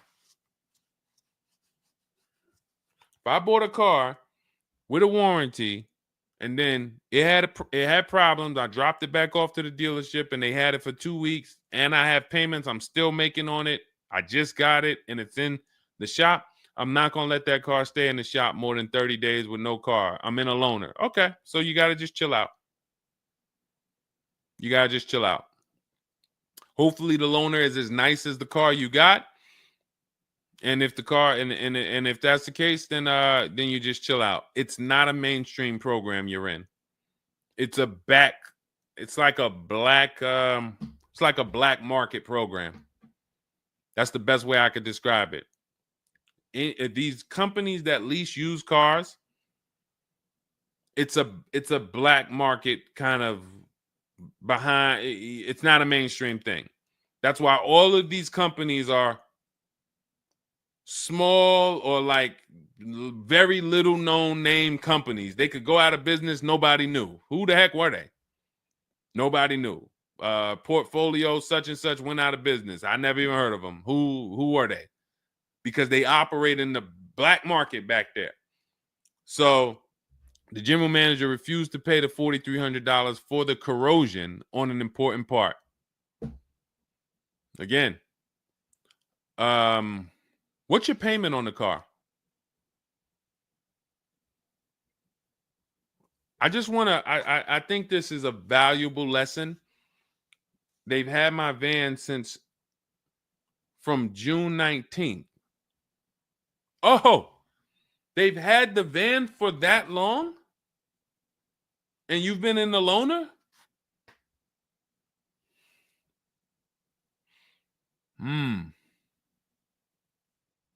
Holy crap. All right, what do I do from you? What's your payment on the car?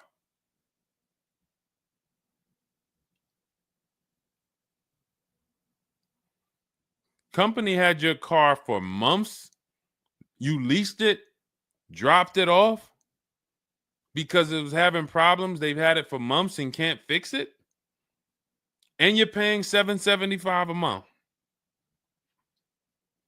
What kind of vehicle is this? What kind of vehicle is this that we're paying $775 a month for?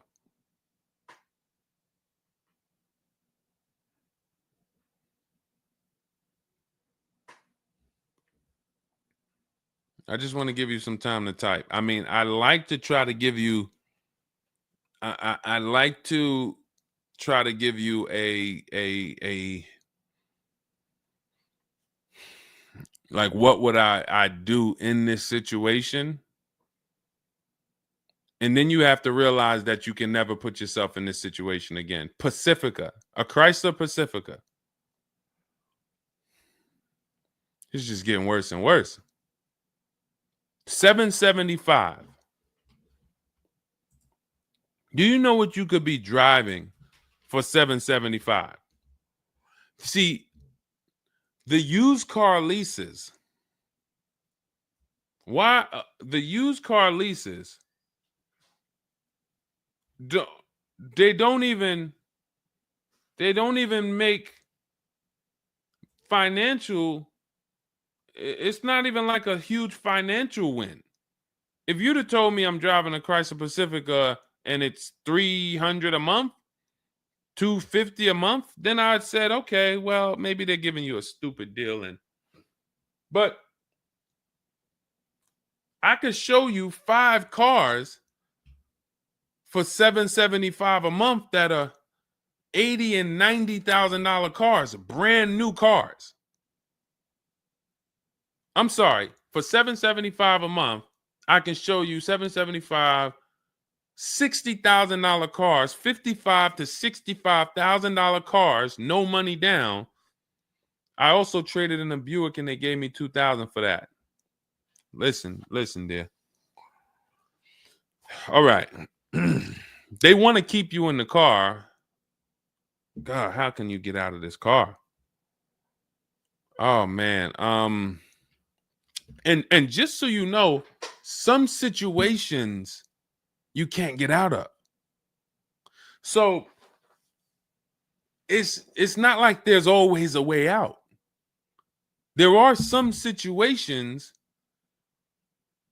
That's why the reason why I want you to have my book, 7 Steps, Cars from Home, 5-star rated, Google it. The reason why is because you're not going to, once you sign that paperwork, it's not as easy as you've been taught to just get out of it. If it's a bad deal, if it's an overpayment, you go switch your car, it doesn't mean you got out of that deal. You just got out of that car.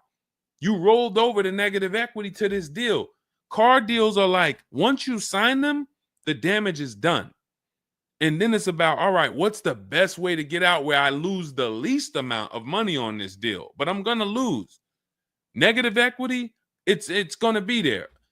So it's much better to arm yourself beforehand than to say, all right, I'm in this situation now. How do I get out of it? Because some situations can't be gotten out of. People used to walk into the dealership, they got 15,000 of negative equity. Oh man, you can't get me in nothing. Can't get you in nothing. Well, when I put you at this car, you see this car, you like it, right? Yeah, man, I like that. All right, I got you the $450 a month on that car. That's a good payment. Absolutely, man. Come on, I'll take that right now. Okay, now let's bring your $14,000 of negative equity over. Yet $450 a month. That goes up to now $700 a month.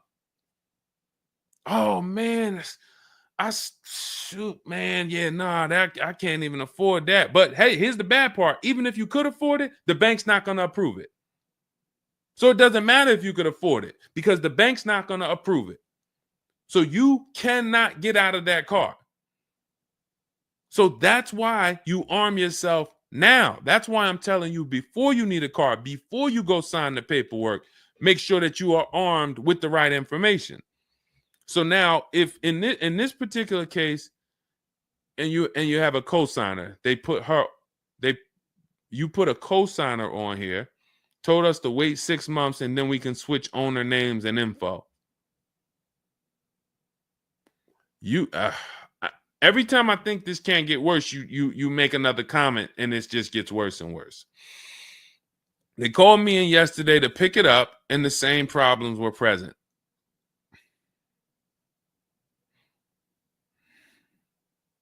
Good Lord.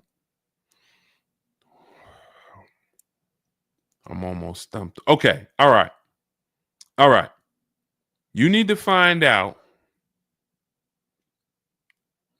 how many miles are on this car? How many miles are on this car? This is not a good situation. So that's why it's harder. And what I'm about to tell you, it might not even work. You may just be stuck in it. I'm trying to see if we can slice it any way possible to give you some form of solution. But if they keep giving you the car back, same issue, 60,000 miles on the car. Okay, so what I would do is I'm gonna call and get the payoff.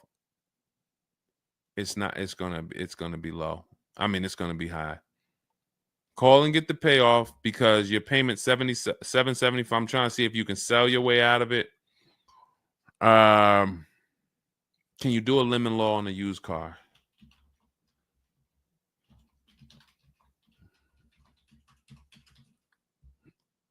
Let's see. Yes, some states have lemon laws that cover used cars, but the specifics vary by state. What state are you in? If they can't fix the same issue, but it's an aftermarket warranty.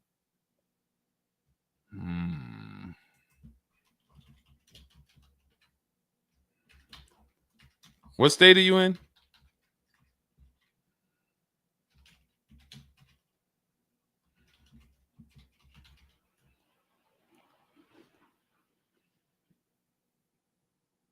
Maryland.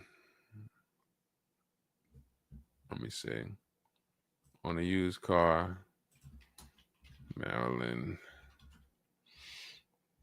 In Maryland, the lemon law primarily focuses on new cars or lease cars. Nope, that's not going to work.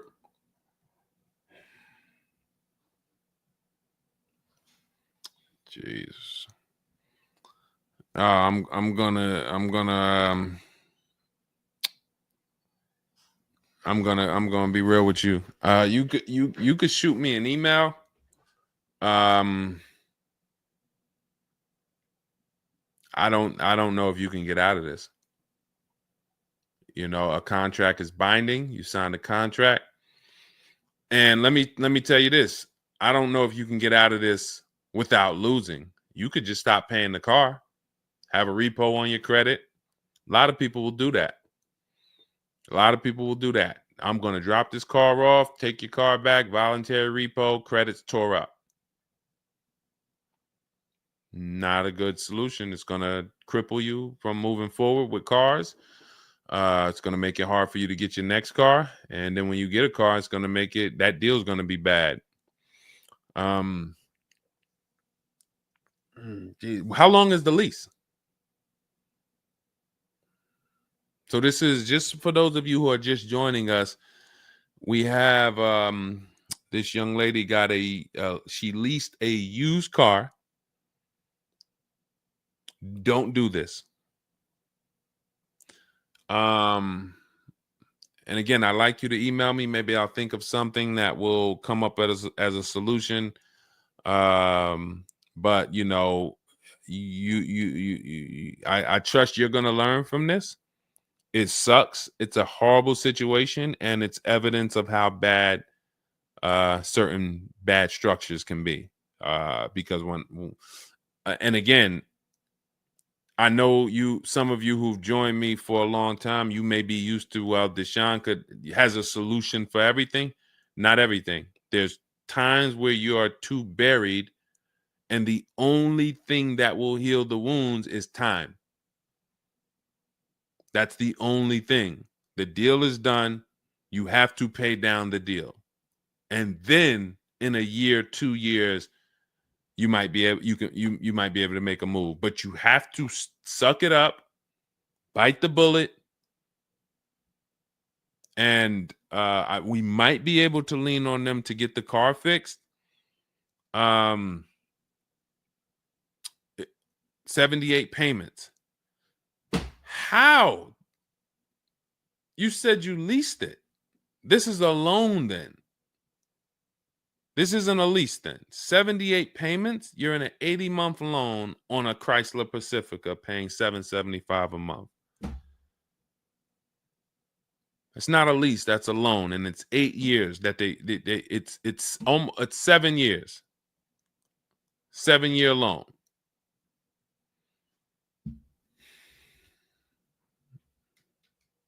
I mean, this is why I do what I do. You know, like, I don't want you thinking, okay, maybe you don't sign, maybe you don't make a mistake that is this serious, but this is cars.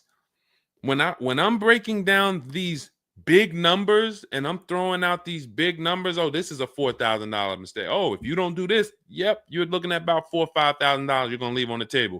You take a loan that's too long, yep, you're gonna overpay by probably about $4,000 or $5,000. That might sound like nothing to you, but how I'm telling you based on me being in dealerships and seeing situations where I'm like, you made a lot of mistakes. You combined all the mistakes and you made them.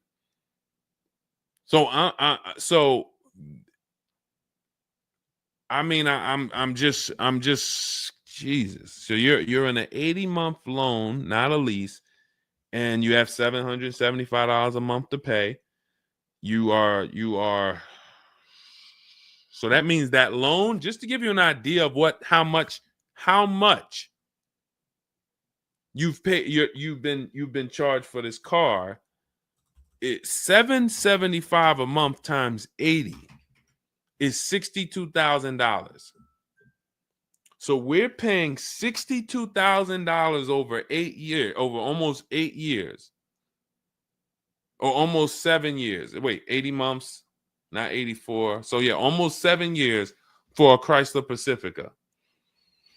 So we can't trade out of it. We can't sell our way out of it. That car is probably worth $20,000 at best.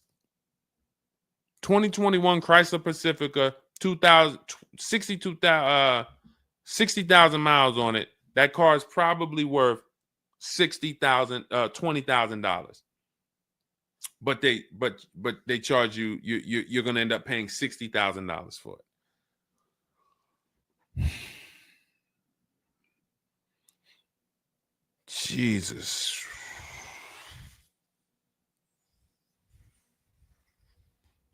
Most people will let the car go. Most people will let the car go. I don't. If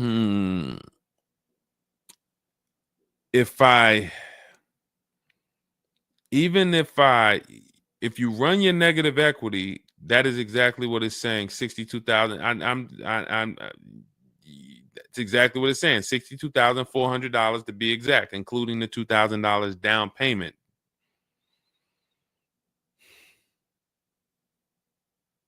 What's the name of this company that you did business with? My friend will not let that fly. That is one of the worst car transactions that I've ever seen anyone in. And your friend is on the deal with you as a co-signer. This is level 10 out of 10 bad. Rich Morton Mazda. Do you know what your credit score was roundabout when you made this deal? Rich Morton Mazda in Maryland. Everyone remember that name. Rich Morton Mazda in Maryland. Stay away from them. This is one of the worst deals I've ever seen. She is the main person they told me I could not sign the papers.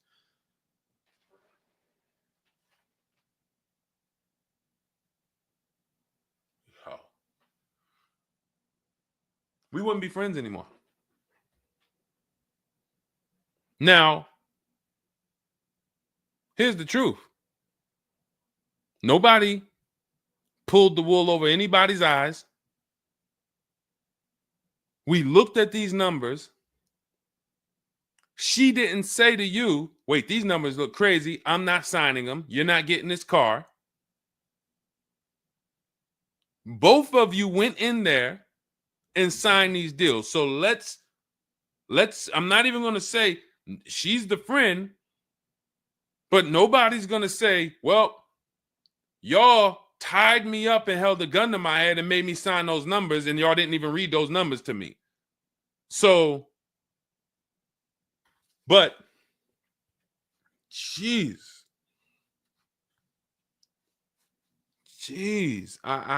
this, you're buried. You are buried in this car. The only way, and what's crazy is, even if you voluntarily let it go, you ruin your friend's credit. Because she's the one who signed for the car. Bad, everything bad.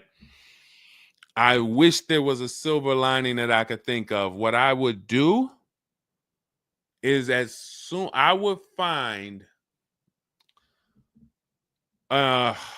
you need to find out how upside down you are. You need to go on CarMax, write down these 6 sites, write down these 6 websites. You need to go on CarMax, Driveway, Kelly's Blue Book, Cash Offer, Auto Nation, Carvana, Car Gurus, Cash Offer. And you need to see what that car is worth. Let's say they say the highest offer is $25,000. $25,000. The total of your payments is not what you owe. That's what you would have paid after 7 years. You need to call the bank and you need to get the payoff. That is what you do tomorrow morning. You go on those websites tonight or today. You find out what this Chrysler Pacifica is worth. And then you call the bank tomorrow or the next or whenever, and you get the payoff. And you need to know what that gap is. If that gap is $25,000, then I am trying to get out of that car, and it might not be this year. It might not be this year, but I need to right now. I would go into an electric car lease where I could get, like, there are certain electric cars, and if I was shopping them, I would choose a bunch of them that were 50. I mean, I got a couple people who've gotten Like Val, she just got her electric vehicle. Some of these electric vehicles people are saving. This is a 1.16, but even going back to Zafrina's first deal, she got an electric car and she probably got like close to 17 grand off the car. Milligan, I always use Milligan because she got one of the biggest discounts ever using what we use as an electric car. But she got, where's Milligan? I got to label these better, Dolan. Remind me I got to label these better because I cannot just cycle through these. Sean got 20 grand off. The reason why you need a car that when you shop your deals, you need like $30,000 off the price of the car. And because right now you're paying a high payment and the car is worth nowhere near what you're paying. So as you pay $775 every month, you're paying it towards an asset that is worth nowhere near what you're paying. You also need to find out if you have gap insurance. So I'm going to give you those 2 homework assignments.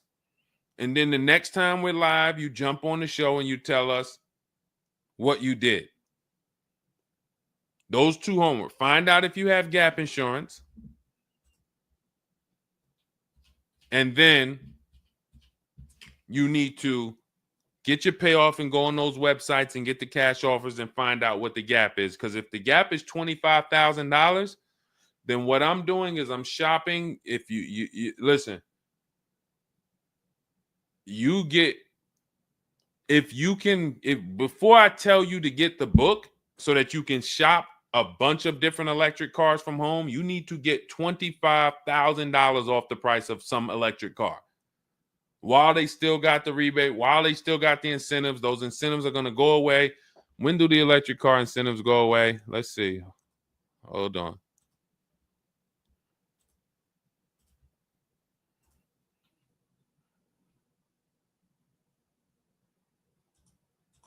Hold on.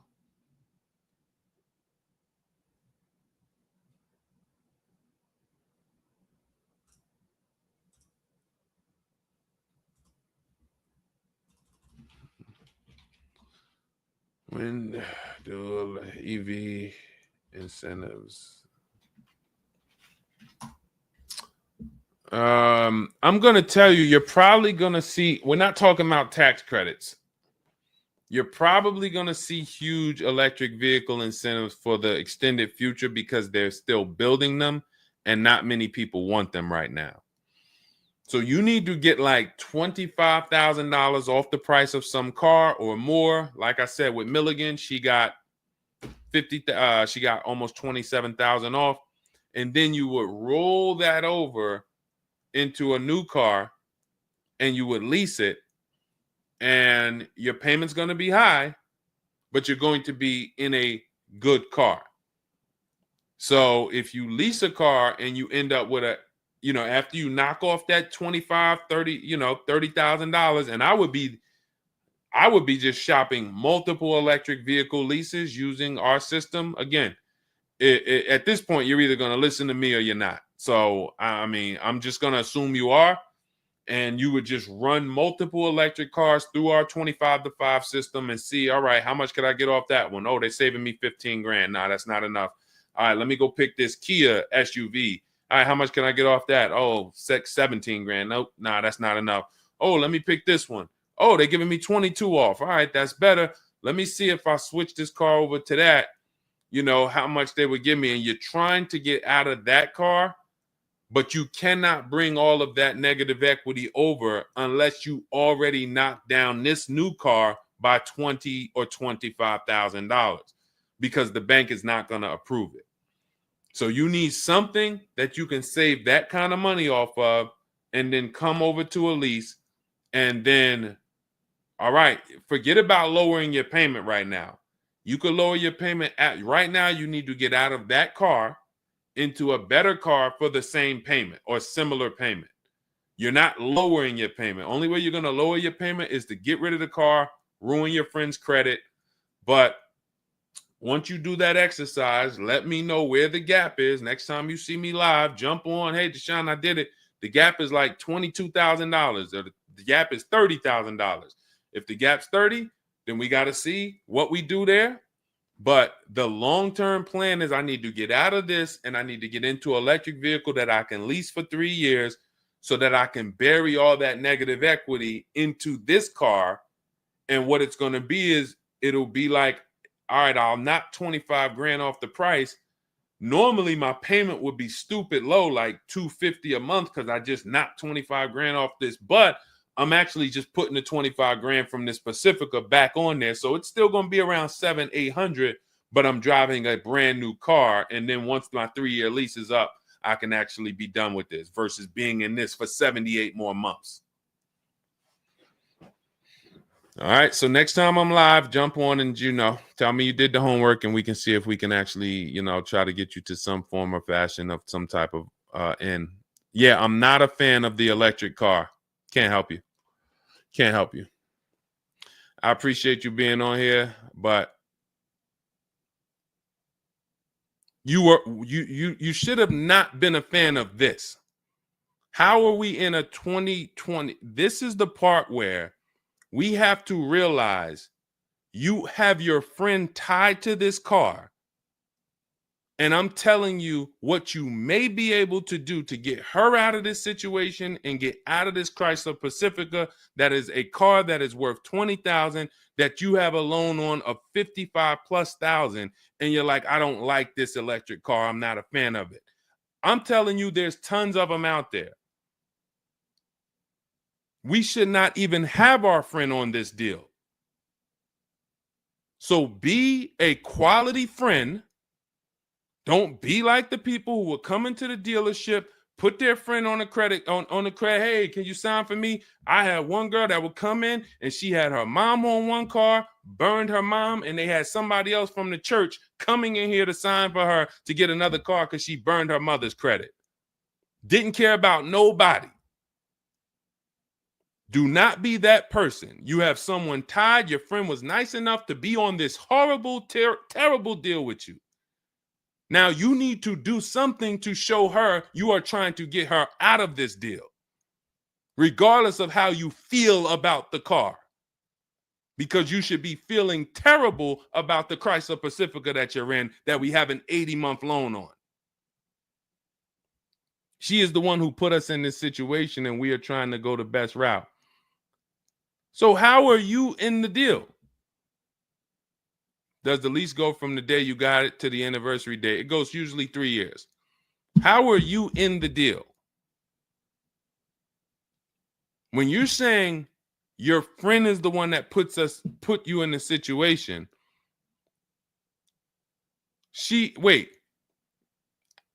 in one breath you're saying, believe it or not, she's the one who encouraged me to get it. And then in another breath, you're saying she's the one who put me in the deal, who put us in this situation.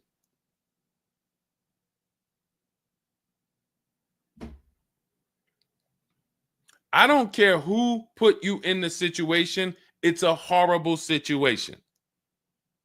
So if you want, that is the only solution, and it may not even work.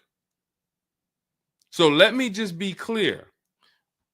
Lots of people on the show that seem to be very interested in your story.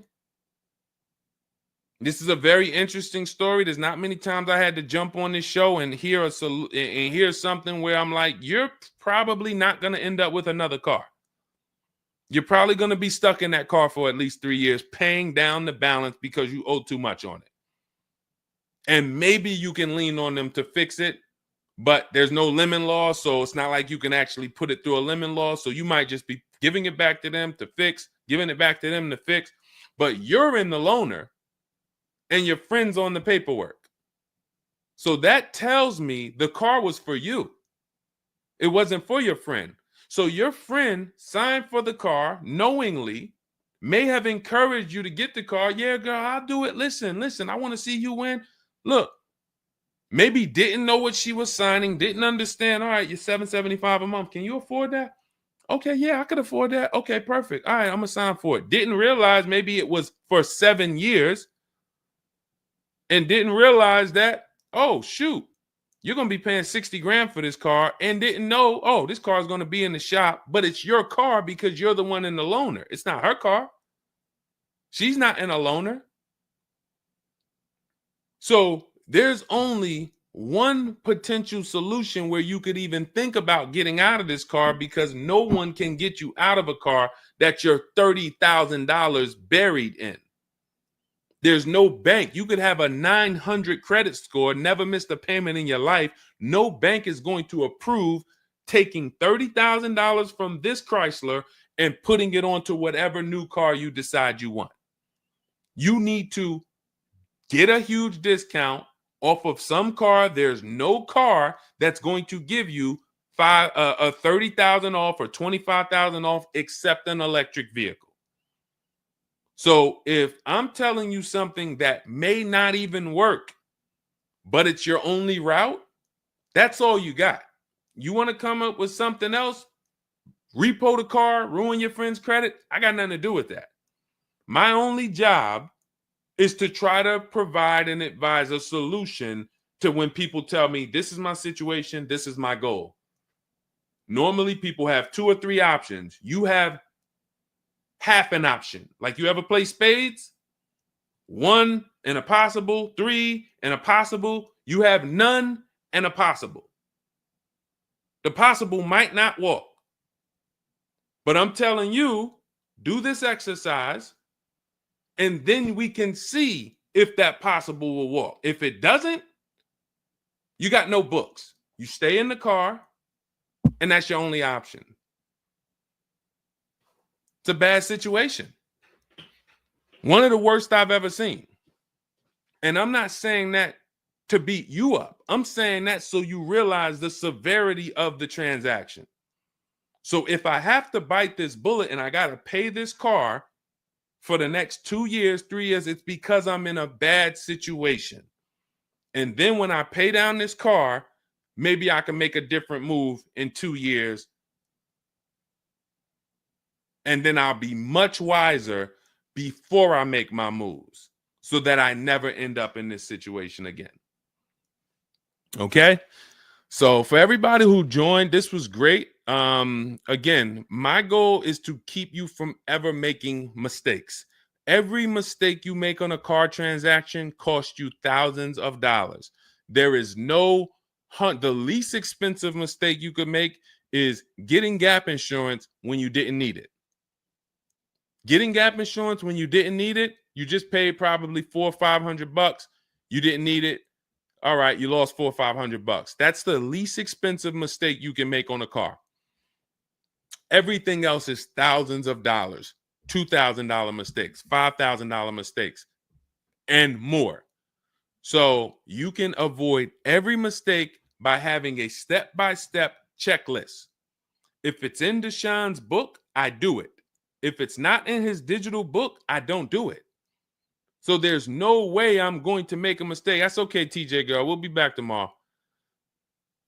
If I'm giving you a checklist, check, do this, check, check. You're doing everything I say do. There's no room for a mistake.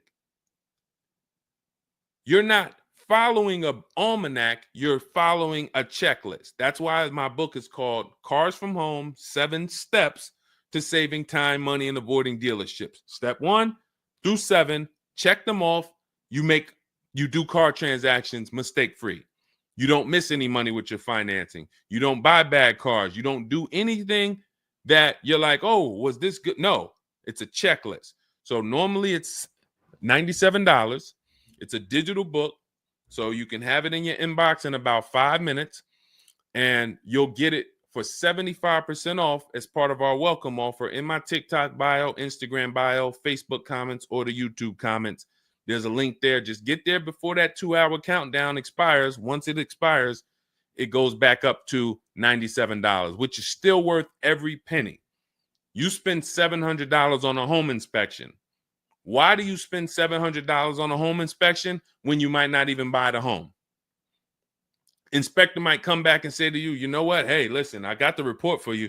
Just so you know, that roof needs replacing. Those boards, the electrical system in the back, there's a lot of stuff that's not up to code. And then in the basement, you got some water coming in through the foundation there. Listen, house needs a lot of work. Here you go, $700. You and your family might not buy that house. Do you say to yourself, man, I wasted that $700, man, we could have kept our $700? No. You say to yourself, man, I'm glad we got that home inspection, man. We would have been in trouble. So this is how we approach cars. This is how people who I show you throughout the stream approach cars when they're working with cars from home. They're like, I want to make sure that if I can spend $24 and get Deshone's book, and that is my form of a home inspection, that's me guaranteeing I don't make a bad move, then I'm going to go spend that. And if I miss the $24 price and it's $97, then I'm going to go spend that to make sure I don't go out here and make a $5,000 bad decision. That's what we hold ourselves to. Thank you, Stephen Nash. Good to see you. So go grab your copy before the countdown expires. Get it for $24 instead of $97. It's in my TikTok bio, Instagram bio, YouTube comments, or the Facebook comments. And then use that step-by-step. New cars. Everything is in there for you to shop empowered, mistake-free, for you to be the prize. You deserve to be the prize. There is nothing else that you would spend $10,000 or $50,000 on, or some of you are going to get a $100,000 car. There's nothing else that you would go in spending that money on, and you wouldn't feel like you're the prize. You wouldn't go into the mall to spend $40,000 and say, y'all better get the velvet ropes. If you went into the mall to make a $40,000 decision, you'd be, hey, close this store down. I'm about to spend $40,000. You be bringing champagne out. All right, close the velvet ropes. Where's the velvet ropes? Everybody stay outside. This person's about to spend $40,000. But a $40,000 car, you go in and you'll take the mistreatment. You'll leave buyer's remorse. Not anymore. When you make the decision to get your book, follow these steps, you are mistake-free. You'll save all the money. And then when you drive off in your car, you feel like you're the prize. This dealer won my business. That credit union, that bank won my loan. This deal, buyer, Carvana, CarMax, Driveway, they got to buy my old car because they put the best bid up. Everybody won a bid. And that's how I know I won, because everybody competed for my business. I didn't beg none of you for anything. That's how we do. So go get your book. And if you want to get started and you're like, Deshone, you know what? Is there anything I can get started for free? Because I'm just getting to know you. I don't really know you yet. Now I want to see, then go grab my free cheat sheets. Dolan will put a link in the comments for you guys. It's Deshone's cheat sheets. It's also in my TikTok bio, my Instagram bio. And you can see what we give to people who want free advice to get you started. But if you're like, no, give me the blueprint. Give me the bang, bang, step-by-step, start to finish. That's my digital book. Go get it. And carry in gifted hands. Please check back in with us. Let me know when you do that exercise how big that gap is between what the Pacifica is worth and what the cash offers will buy, what will pay for it. And then hopefully you can get to some solution. So I appreciate you sharing the story. I appreciate you being forthcoming, and certainly we'll wait to hear from you. Thank you everybody for joining us. We've been on here for almost 2.5 hours. It was a longer show, but I hope you all got a lot out of it. We talked a lot about all different things. Yeah, that's Denzel on the bookshelf. Absolutely. I got a lot of people on the bookshelf. I got Lucille Ball on the bookshelf. I got Miss Harriet Tubman on the bookshelf. Mr. Marcus Garvey. Who knows who that is?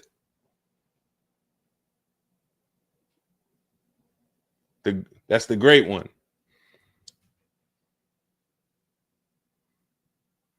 Y'all know what it is. I only have the greats around me. Alexis Chu, you don't know who that was? Who could tell Alexis who that last person was? Man, you better get up on the honeymooners. Yep, that was, yes, TJ girl. Yep, Jackie Gleason. Yep, that is right. The great one. So yeah. So yes, so it was a pleasure. We'll be back. We'll be back for another show. When you see us, jump on, get your questions answered. For those of you who have my book, I want to thank you. Shout out to I saw a couple people say they grabbed their book and they were using they were ready to use it.